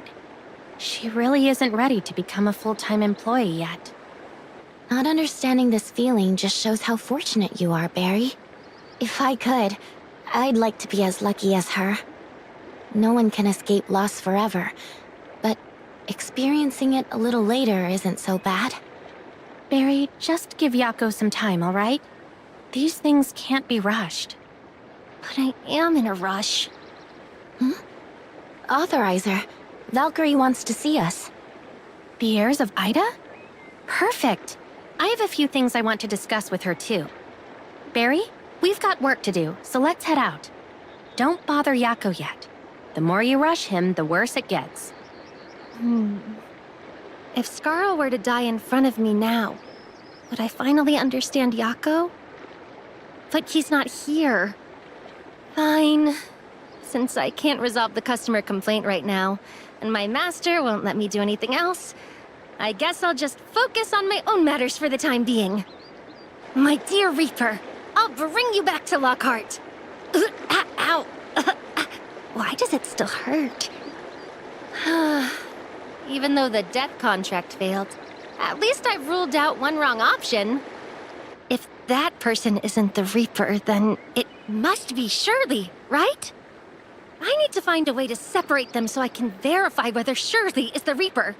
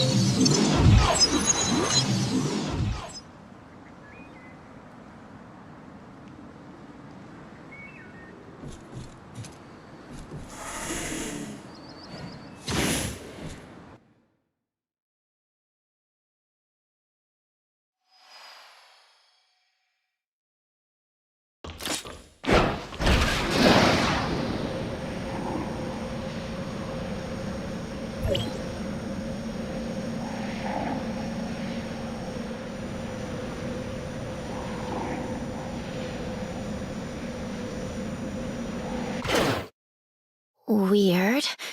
Why is no one here? Lurking in the sewers with those stinky old rats. There could even be a great white shark.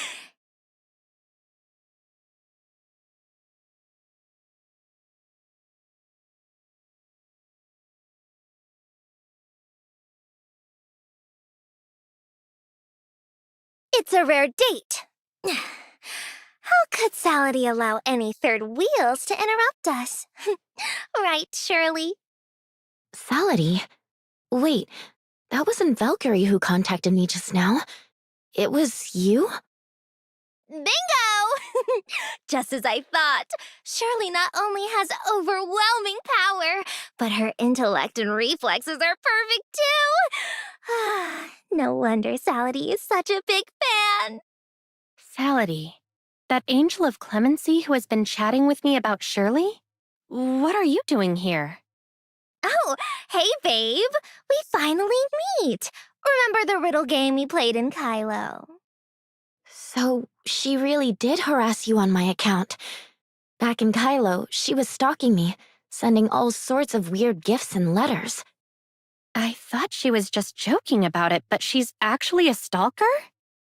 Oh, come on. Stalking?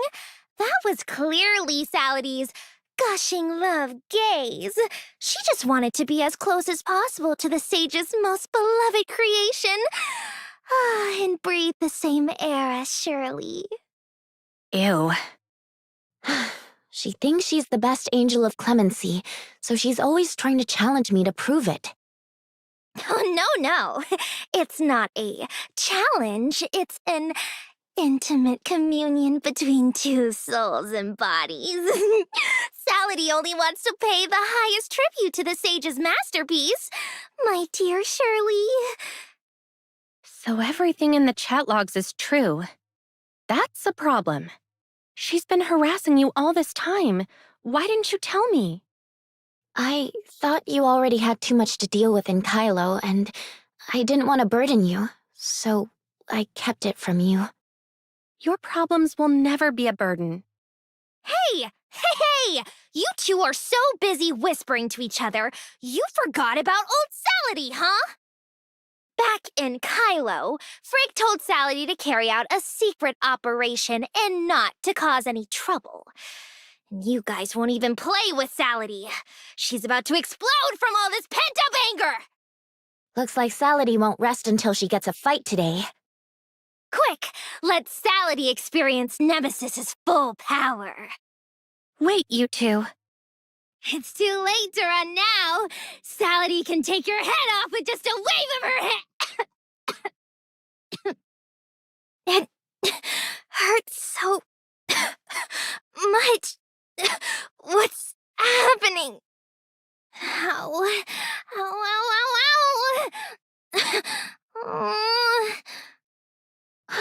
Salady, what's wrong? She was so lively just a moment ago. Why did she change all of a sudden? Is she playing some kind of trick? Move aside, everyone! Barry? She's not doing so well. Let's find a quiet place. I can help her. Salady. It hurts. It really hurts. Daddy. Mommy. Salady wants to be taken care of. No. Please, don't leave me. Don't worry. I'll find a way to make you feel better. Sleep well, Salady. We'll all be here with you. Always. I didn't expect you to be able to heal like that. She does look a bit better, thanks to you showing up in time. Wait, what are you doing here? Weren't you supposed to be... This isn't the time to relax. I only eased her pain temporarily during her episode. I haven't healed her completely. You should see a professional as soon as possible. I remember Salady telling me she once had serious kidney disease. Could this be related? The Angel of Clemency's transformation technology essentially uses omnium to alter a person's body, but it can only take effect on those who have undergone aberration.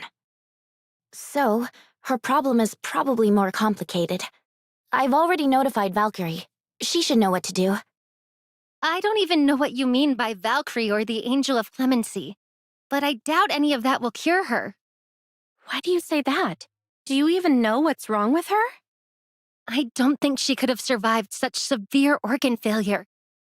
The tech that altered her body has frozen her at the moment of death, saving her life, but trapping her in constant suffering. How do you know the creation principles behind the Angel of Clemency?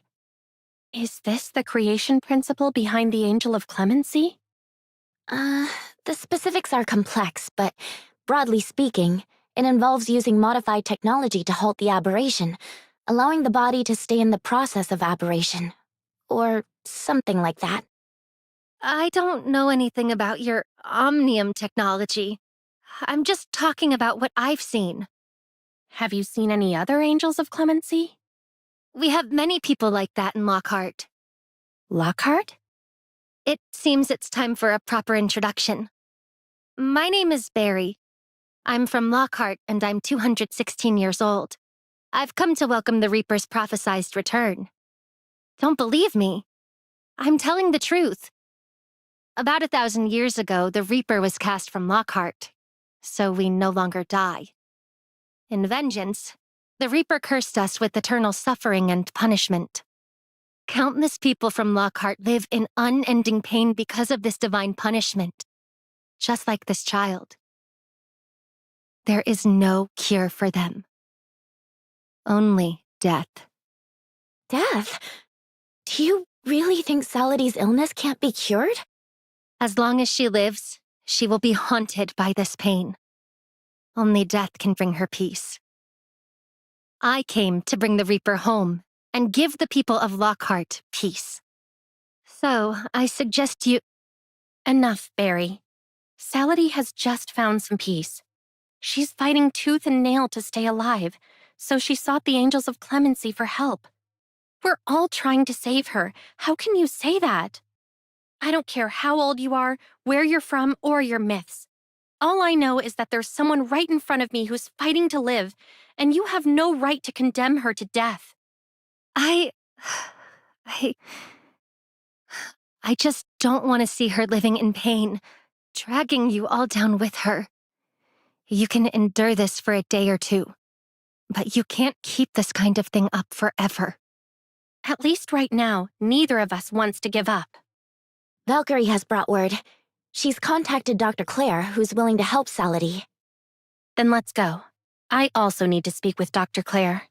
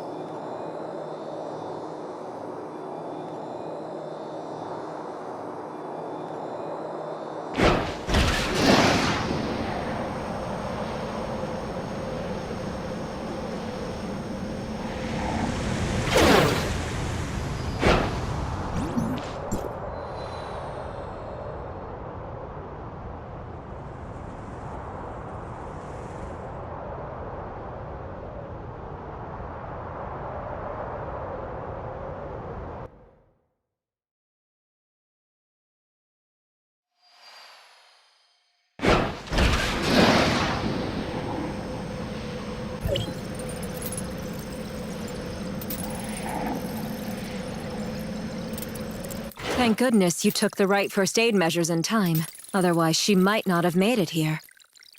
So she's okay now? All I can say is that her condition is stable for now, but her illness is beyond my abilities. I'm sorry. I cannot cure her. So what do we do now? Let's keep her here for overnight observation. If she recovers quickly, she should be able to go home by tomorrow. Doctor, I have a question about the Angel of Clemency's modification technology. Go ahead and ask whatever you want. Does Saladi's current state have anything to do with her transformation into the Angel of Clemency? Do you think the way you are now is related to you being transformed into the Angel of Clemency? I've spent most of my life studying Omnium technology, and I still can't figure out what exactly has happened to people like Elric and I. What is certain is that the principles behind transforming you into an Angel of Clemency are very similar to the anomaly that occurred in me. What makes you say that? Omnium can manipulate time and space. You can use special channels to travel between Asperia and Kylo. This is the spatial application of Omnium. So what then is the temporal application of Omnium? Freezing time?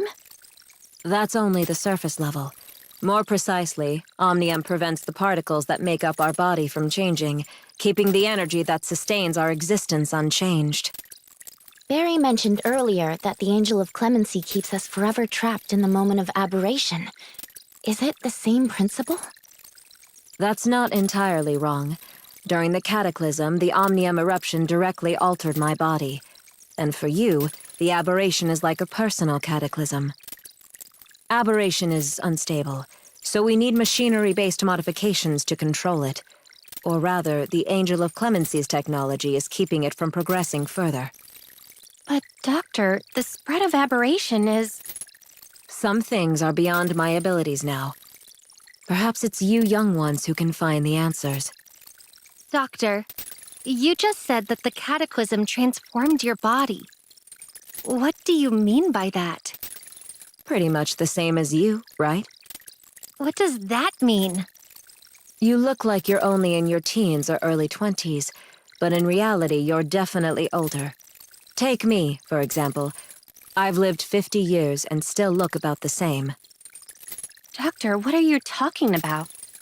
How did you know that you and I are so similar? Haven't you heard those folk tales? Animals that live for hundreds of years can become spirits. They take human form, speak like humans, and trick people. Humans can't recognize spirits, but spirits spot each other at a glance. After the Cataclysm, we old survivors, I thought I knew every face, but I never expected a new one. Are there many people like you in Asperia? There are quite a few in Hykros, but very few on land. The only one nearby is probably Franz. Franz. That man was actually someone from before the New Dawn? The New Dawn? Anyway, you haven't seen me because I'm not from around here. I come from Lockhart. Lockhart, huh? That was supposed to be my honeymoon destination. Wait, Doctor, are you saying she's like you too? We're not the same. Just similar. I come from Lockhart 1,000 years in the future, where no one dies and people age very slowly. 1,000 years later, huh? So how did you end up here? Doctor, do you actually believe her? What's there to doubt? 1,000 years later, never aging, never dying, Lockhart? Do you actually believe that? Isn't Omnium awe-inspiring? I don't mean to be disrespectful, but shouldn't there be some scientific evidence?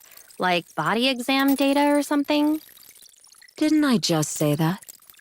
I'm the old crone and she's the old witch. Of course we recognize each other at a glance. You're too young to tell. What more proof do you need? But... Dr. Claire, I heard you helped my teammate, so I came to check on her.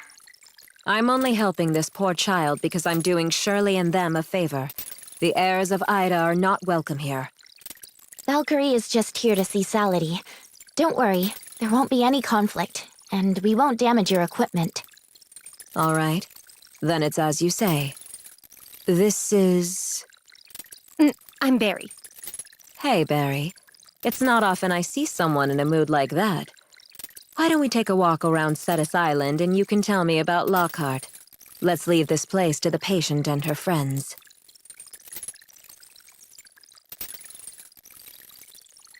Long time no see, Nemesis. Have you found anything in Kylo? Salady's condition has stabilized. The doctor wants to keep her under observation tonight, and if all goes well, she can go home. Her illness is incurable. Worrying about it won't change anything. Is it only her illness? Aren't all those granted the Angel of Clemency the same? It looks like they've been granted eternal life, but in truth, they're damned to eternal suffering. Suffering in return for great strength, though, right? If I could be restored to normal, I'd give up this power in a heartbeat. Is this why you've been refusing to use your own power? No wonder Saladin hates you so much. If she heard you say that, she'd definitely scold you for not knowing what's good for you. Is it really a good thing to trick a little girl into thinking that power can solve all her problems? Power certainly can't solve every problem, but that doesn't mean it can't solve anything. Refusing to use your power like this isn't the smartest idea. The Angel of Clemency is a fate we can't change. It's better to learn to accept it and make it work for you than to reject it entirely. If you're willing to make good use of your power, you and the Authorizer might have a smoother time in Kylo. Who knows? How could you possibly know? You are the Sage's magnum opus, the finest of his creations. If it weren't for the limits you set on yourself, no one could touch you. Don't you ever miss that fearless side of yourself when you were Nemesis? You never needed anyone's protection. Instead, you could protect everyone else. For example, Authorizer. What happens between us is none of your business. Getting promoted really changes things, doesn't it? Your tone's gotten a lot sharper. I guess from now on, I should start calling you Archon. The Angel of Clemency is nothing but the Sage's dark machination. Why do you impose this tragedy on her and then shamelessly demand she accept it as if it's some kind of divine miracle? Since the Cataclysm, Ida has been full of people with tragic lives. Everyone accepts that, so why can't she? Moreover, the Angel of Clemency gave her a second chance at life, a fortune many can only dream of. Saladin, for instance, fought tooth and nail just to earn the chance to become one. Back then, I was merely a weapon driven by madness, only capable of hurting everything I held dear. That version of me isn't worth reminiscing about. I am Shirley now, not Nemesis. Are you even afraid of the name that represented power? If you had learned to harness that power sooner, instead of fearing and avoiding it, you would have been much stronger by now. It's painful for all of us to watch you waste the effort the Sage put into you. Think carefully about what kind of person you want to become. I'll take Saladin with me for now. I'll make sure she's well cared for. No need for that. I'll take care of Saladin. You should know she envies you and gets incredibly jealous. And she's moody. Keep her by your side if you must, but be careful. If she takes a dislike to you, one snip is all it takes. If I accept my fate as an Angel of Clemency, then she could be considered my teammate. It's my duty to watch over and teach her. She's still young. I don't feel comfortable leaving her in your care. That's fortunate. From my view, there is much about her you should learn. Archon, the Sage briefly awakened a few days ago to save Saladin. He asked me to tell you. Hykros is outdated, stuck before the Cataclysm, unreliable. Whatever you want to do, rely on yourself, not others. He looks forward to meeting a stronger version of you. What does the Sage really want to do? Perhaps when I face him directly, I'll truly understand. Still worried about Saladin? Yes. Saladin still needs someone by her side. I used to be a nurse, and I want to stay and take care of her. However, what Barry said earlier has been weighing on my mind. Can you go ask Barry what exactly is going on with Lockhart for me? Of course. That situation matters to me, too. I'll be right back.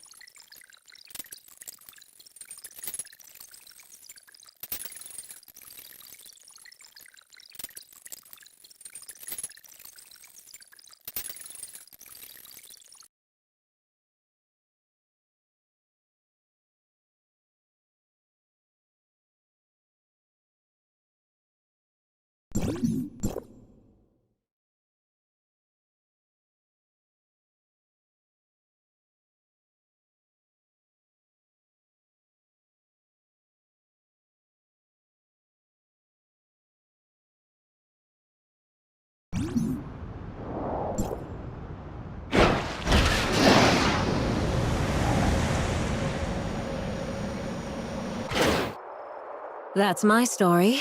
Your turn. I don't think you're truly immortal. You may just age extremely slowly. Just like your fellow people from Lockhart? That's right. I look pretty much the same now as I did when I was 20. But by the time I'm 500, I'll definitely look older than I do now. What are you two talking about? The doctor just told me her story, and now it's my turn to properly tell her about Lockhart. Perfect timing. I want to hear this story too. Lockhart used to be part of Ida, but everything changed on the day of the new dawn. What's known to you as the Cataclysm. Those born before the new dawn, like most people here, age and die, living at most around 100 years. But for those from Lockhart, everyone born after the new dawn hasn't aged a day. You say you're from Lockhart 1,000 years from now. So Lockhart hasn't had a single death in 1,000 years? Yes.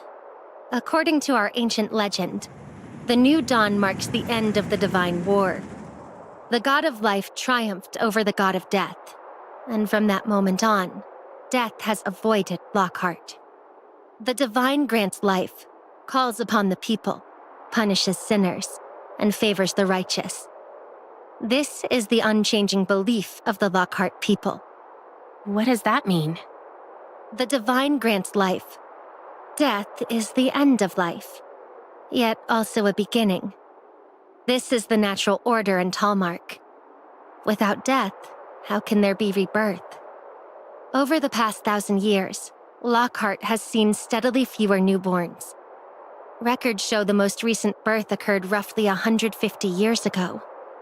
So when they say the divine calls upon the people, does that mean the Reaper is summoning you, just like the mortals, so you can die a natural death? Yes. The Reaper's realm is peaceful and still. Yet, sadly, we no longer qualify to enter it.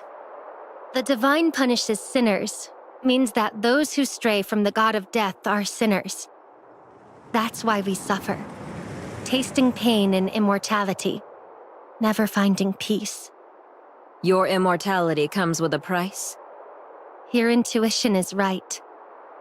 Though death has left Lockhart, aging and illness remain. Over time, the joys of life have been completely eclipsed by suffering. Life is worse than death. No wonder you've always thought of death as a good thing. Huh? You finally believe me? Looks like you might actually be the Reaper after all. You still haven't explained that last line. What does the divine favors the righteous mean? The Reaper favors the kind and righteous, granting them divine favor and unique abilities. I am one of the divinely favored individuals, and my objective is to bring the Reaper back to Lockhart. So, I'm earnestly asking you to come with me to Lockhart. Will you? First, explain what you mean by saying I could be the Reaper. I wanted to test your power earlier, so I secretly swapped your prop for a real knife. In the end, I didn't feel good at all. I just got cut and it hurt like hell. You did what? Huh? That trick, I almost killed you? No, not even close. So does that mean I'm not the Reaper you're looking for? It's hard to say. Prophecies are always mysterious and convoluted. Plus, the Reaper has been away from Lockhart for 1,000 years. It's natural that things might not go smoothly upon their return. Maybe you'll only get your powers back once you've returned to Lockhart. Or we might need to gather the death gems scattered across the continent first. Is that what your prophecies say? Not exactly. It was in a comic my master collected. All right. How much of what she said is true? You might as well go to Lockhart and see for yourself. You expect me to follow her to Lockhart just because she told some mythical story? What if she's lying? So I'm lying to you two now? You think I'm in cahoots with that old witch? Doctor, that's not what I meant. Then consider it my request. Go check out Lockhart. Maybe while you're there, you'll be able to find out what really happened to Elric and I. Maybe we can figure out exactly how the Angel of Clemency's modification technology works. It might even help Shirley and Saladin, too. Of course I want to help Shirley, but... Speaking of Elric, I'm willing to go to Lockhart, but you have to agree to one thing in return. Oh? The young'un has finally learned to haggle. Do tell.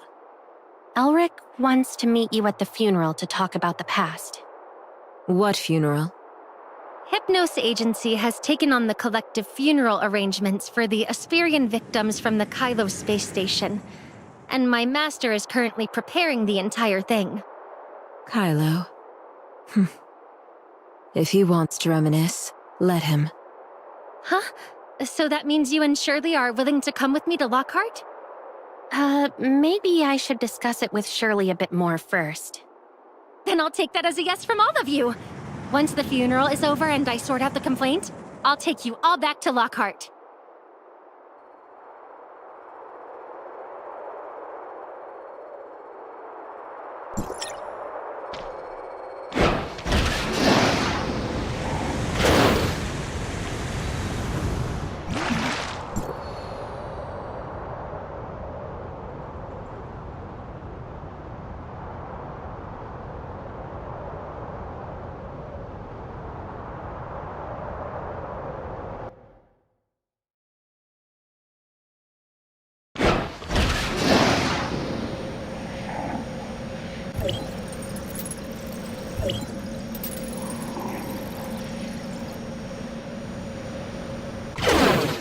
Go. Go? Go! No matter what history lies behind the prophecy Barry told, it's clear she wants to end the Lockhart people's imperfect immortality. According to Dr. Clare, there are many similarities between the Angels of Clemency, herself, and the people of Lockhart. Do you think a method to end immortality could be used to heal Saladin, and maybe even you and the doctor? Earlier, when the Icarus Legion was about to take us home, Linsis asked me a question. Shirley, don't you have anything you want to do for yourself? I sort of remember. Well, I've thought about it for a long time, and I still can't come up with an answer. Earlier, Valkyrie recommended that I think about what kind of person I truly want to become. Have you figured out the answer yet? Not yet. But from what we're hearing about Lockhart, it sounds like we're starting to find some leads, right? I've been quietly worried that each Angel of Clemency's life is frozen on the day they were transformed. In other words, in another 50 years. In 50 years, you'll probably still be the same, and the doctor might be too. But Celine, Zeke, and I, that's what you're worried about? I'd be scared. If people I'm close to were gone, what would I do? The unity of the Angel of Clemency is tied to this. For so many years, only they have truly understood and accepted one another. No matter what, the heirs of Ida have no right to criticize you for being forced to become the Angel of Clemency. So what you want to do sounds a lot like what Barry would do? I don't even know if it'll make a difference now. Maybe, in the end, we'll find that Lockhart's problem has nothing to do with us.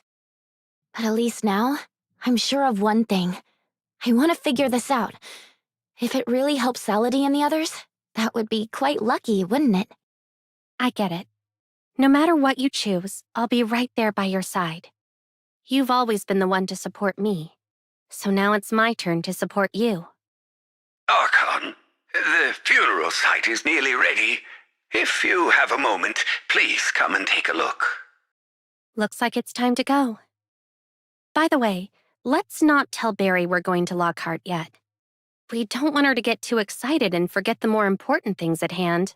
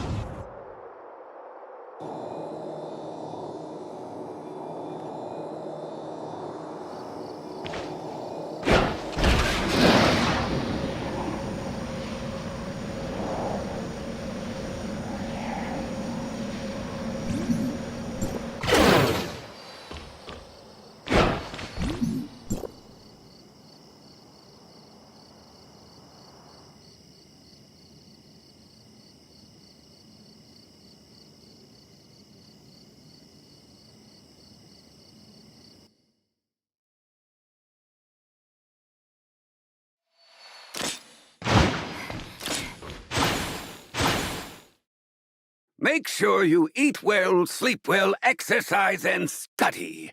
Listen to Linsis and be a good child. Huh? What's wrong? It's nothing. I was just reminded of something Grandma Lola used to say when she was teaching Carrot. Mr. O'Reilly, you and Grandma Lola, you really are siblings, aren't you? You're usually fearless, so why are you suddenly shy in front of your great uncle? Don't be scared, Carrot. He's family.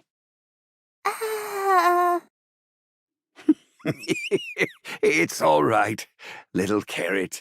I'm your grandmother's younger brother, John. This is where I work, and this is my apprentice, Barry.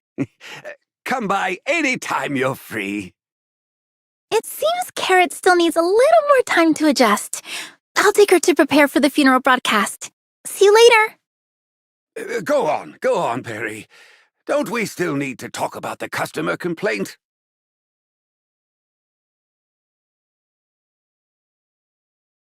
In conclusion, I firmly believe I have sufficiently secured the understanding of guest Yako Collins, and hereby apply to return to the Hypnos Agency to resume funerary duties. Well done! And to encourage your growth, I have a special reward for you. Were you expecting that, my silly apprentice? Mr. O'Reilly, that's too much. Reaper Shirley, please defend me. I already looked into the complaint, you good-for-nothing. Sorry about that, guests, for letting you see such an unprofessional side of me. Mr. O'Reilly, you look much livelier. Right, it's thanks to you all. Come on, Perry.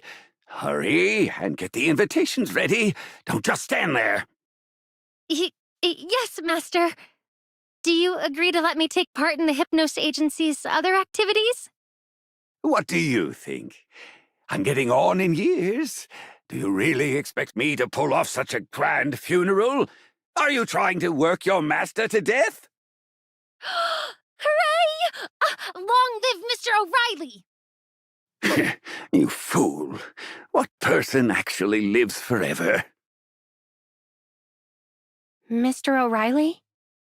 Archon, Miss Shirley, I'm deeply grateful that the Hypnos Agency can handle this collective funeral.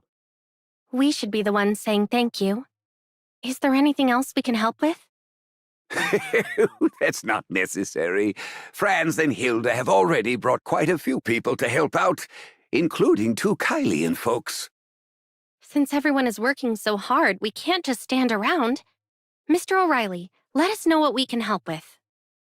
Well, all right then. Could you please bring the candles and bouquets from the agency to the venue? I'm not getting any younger, so I need to go rest for a while.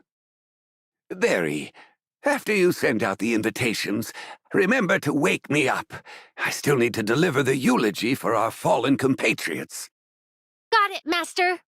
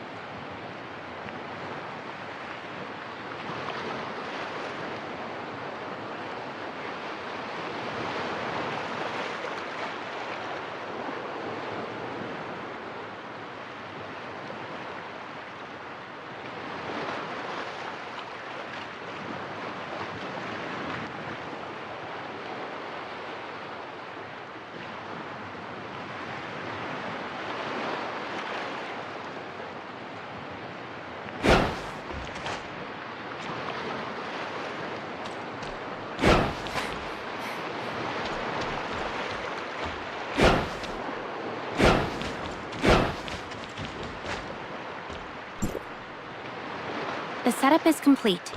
If there's nothing else, go notify Barry to start the funeral.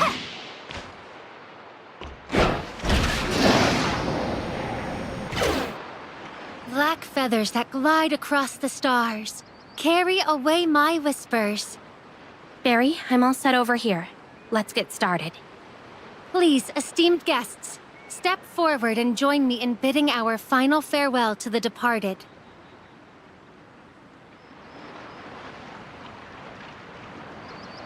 Hello, everyone. I'm currently in Asperia on Ida, streaming live for everyone. After 50 years, we Kylians are finally returning home. It is also the funeral held jointly by Ida's Hykros and Kylos' Apex for the victims of the space station. Today, we stand together, united in our vigil, only to mourn those we lost in the disaster and pay our respects.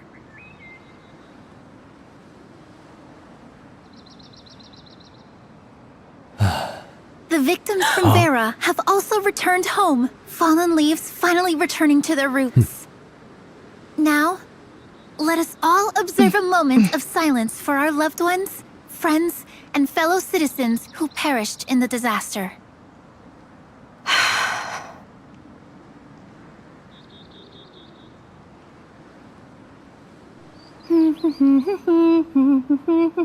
Master, it's time to get up. Master? Master?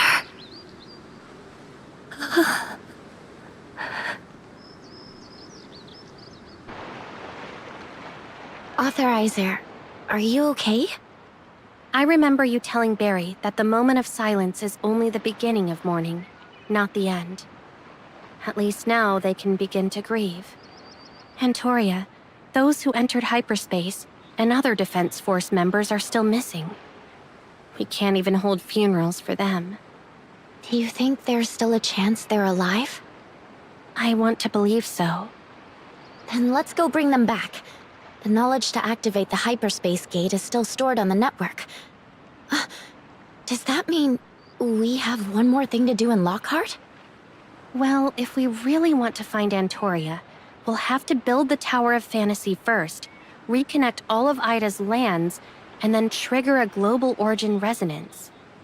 The road ahead seems to be getting longer. Then let's take one step at a time, and keep pushing forward. What will happen to Kylo if we follow Barry to Lockhart? It sounds like there's a lot for Plotty to handle, so I doubt you'll be able to officially take on your role just yet. That's true, but we can't just walk away from this, can we? Can't you take some time off? The doctor said Lockhart used to be where she wanted to go for her honeymoon. It must be beautiful there, right? Maybe you could take a few months off? You mean I should tell Hykros I'm taking leave? Better yet, I'll sneak off with you to Lockhart to study the Angel of Clemency's healing techniques. And maybe build a Tower of Fantasy there? Will that not work? You just reminded me of how you were when we first met. Was I really that funny back then? Back then, you were mischievous and adventurous. Whenever Zeke warned you not to do something risky, you'd sneak off anyway, and always drag me along, just like now. So, do you want to join me this time? Of course. But asking Hykros for time off feels like a bit of a hassle. Let's trouble Elric instead. He's been an Archon for so long, he surely knows the best way to handle this. We've helped him out so many times, it's about time he returns the favor. After all, he did say he came here to help me and Plotty take the blame. So what's one more burden, right? And you go talk to Barry about the trip to Lockhart, and I'll go say goodbye to Celine.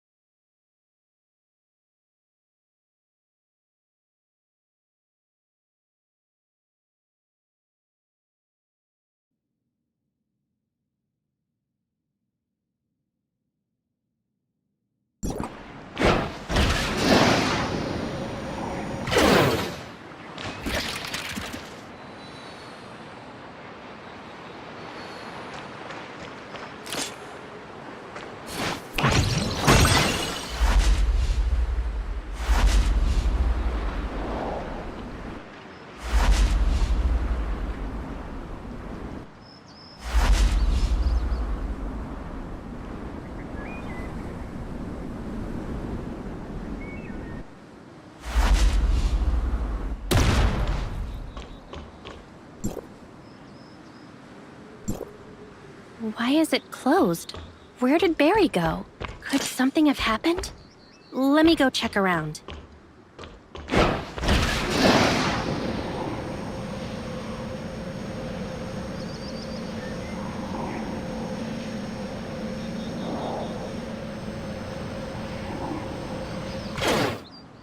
Barry!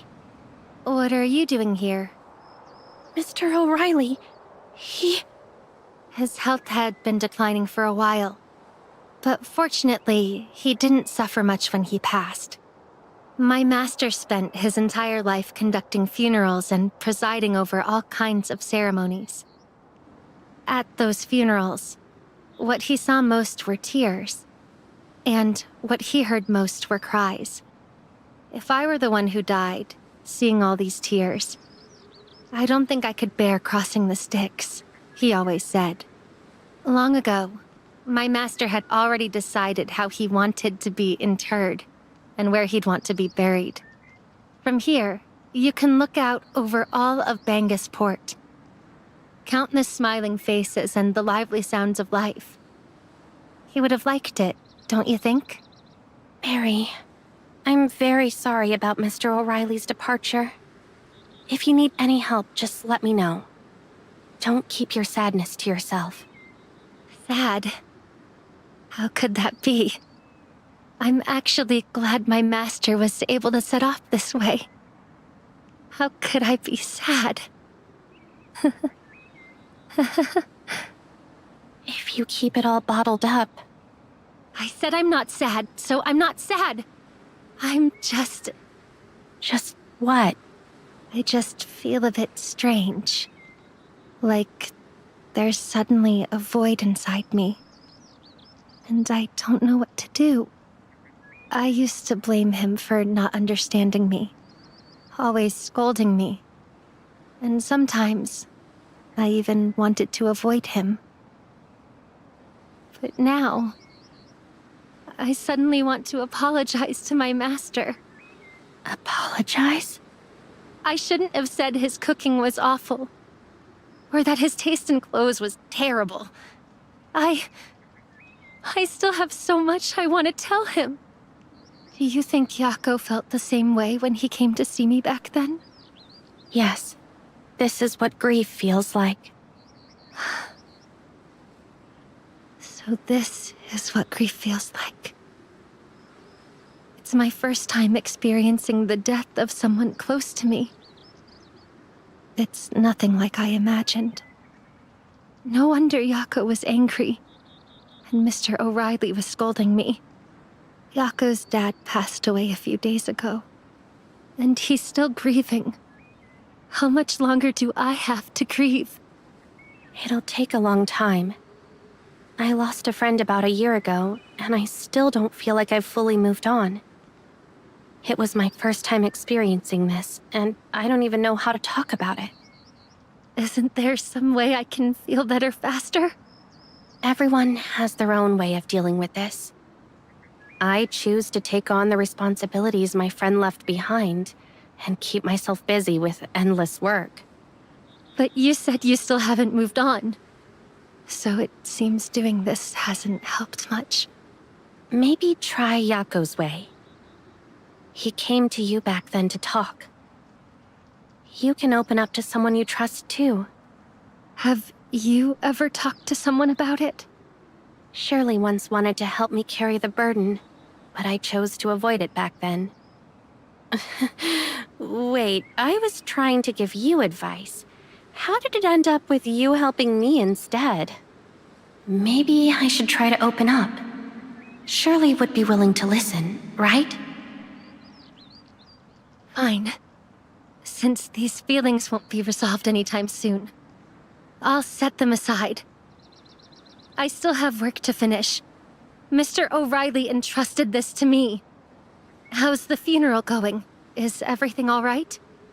Thank you for your agency's incredible help. The funeral went off smoothly.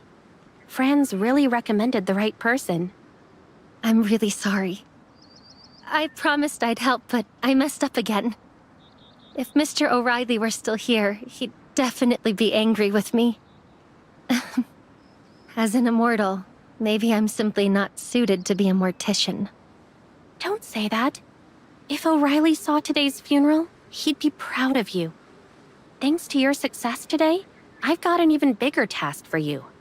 Arranging the funerals for all 157 victims from Lockhart. But you have to bring them back to Lockhart first. Are you willing to admit you're the Reaper and come with me to Lockhart? To end immortality and save everyone? I didn't say that. I only said we need to hold a funeral, that's all. Holding a funeral in a world full of immortals. What else could it be but the Reaper? Well, I'll just take that as you agreeing to come with me to Lockhart. Once I apologize to Yako and complete the final task left by my master, we'll set off.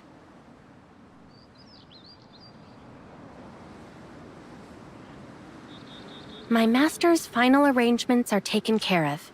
Please come to the Hypnos Agency when you have a moment.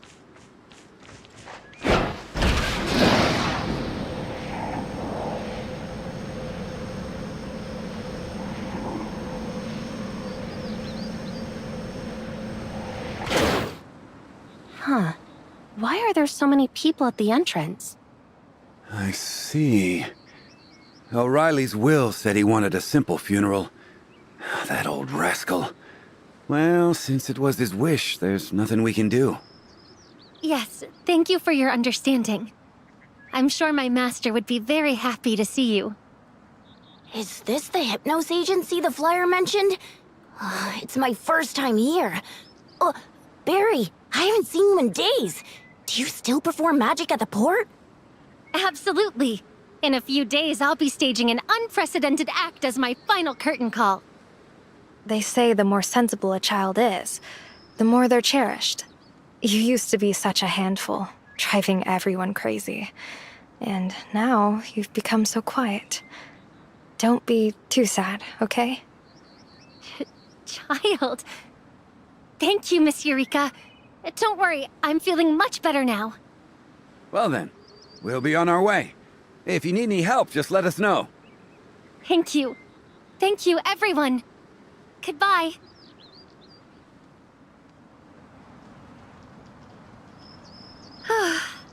Finally done. You're finally here. Yako should be here soon, right? Yako? He's coming too? I thought you called me to talk about going to Lockhart. Well, actually, there's still one thing I haven't done. I still haven't apologized to Yako. Huh? Don't worry. I've already called him. I'll apologize right away. It's just... now I realize how harsh my words were. I thought having you here would give me a little more courage to face him. Barry. I'm sorry, Yako. I was wrong before. I can't believe I wanted you to feel happy about your dad's death when you were so sad. Please forgive me. Huh? I know it's a bit late to say this, but I really mean it. When you came to me back then, you must have had a lot on your mind about your dad that you wanted to talk about. Back then, I didn't understand anything at all. Yet I arrogantly congratulated you, acting like I knew your feelings better than you did. But now I get it. I'm sorry, Yako. If you ever want to talk about your dad, I'm all ears. Of course, only if you're still willing to share. Of course I would. I was really angry at you back then. I even secretly wished you could feel what I did. But I didn't actually want to curse you. I was just so upset. Mr. O'Reilly was a really good person, and I know exactly how you feel right now. Keeping it in will only hurt you more. You can talk to me about it any time. We can bond over our shared grief. Also, I take back what I said earlier. This is the best funeral home in Asperia, and you're a kind-hearted soul. Only you can give the victims returning home such a moving funeral. It's all thanks to my master. Has nothing to do with me. Barry, I don't think Mr. O'Reilly meant it that way. This is something he asked me to keep for him. He told me to give it to you if I was willing to forgive you. This is... a will?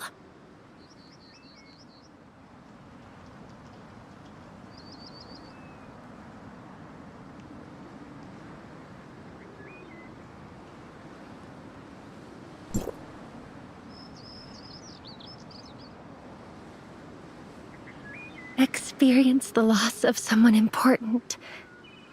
Master, I finally understand. But you left me behind.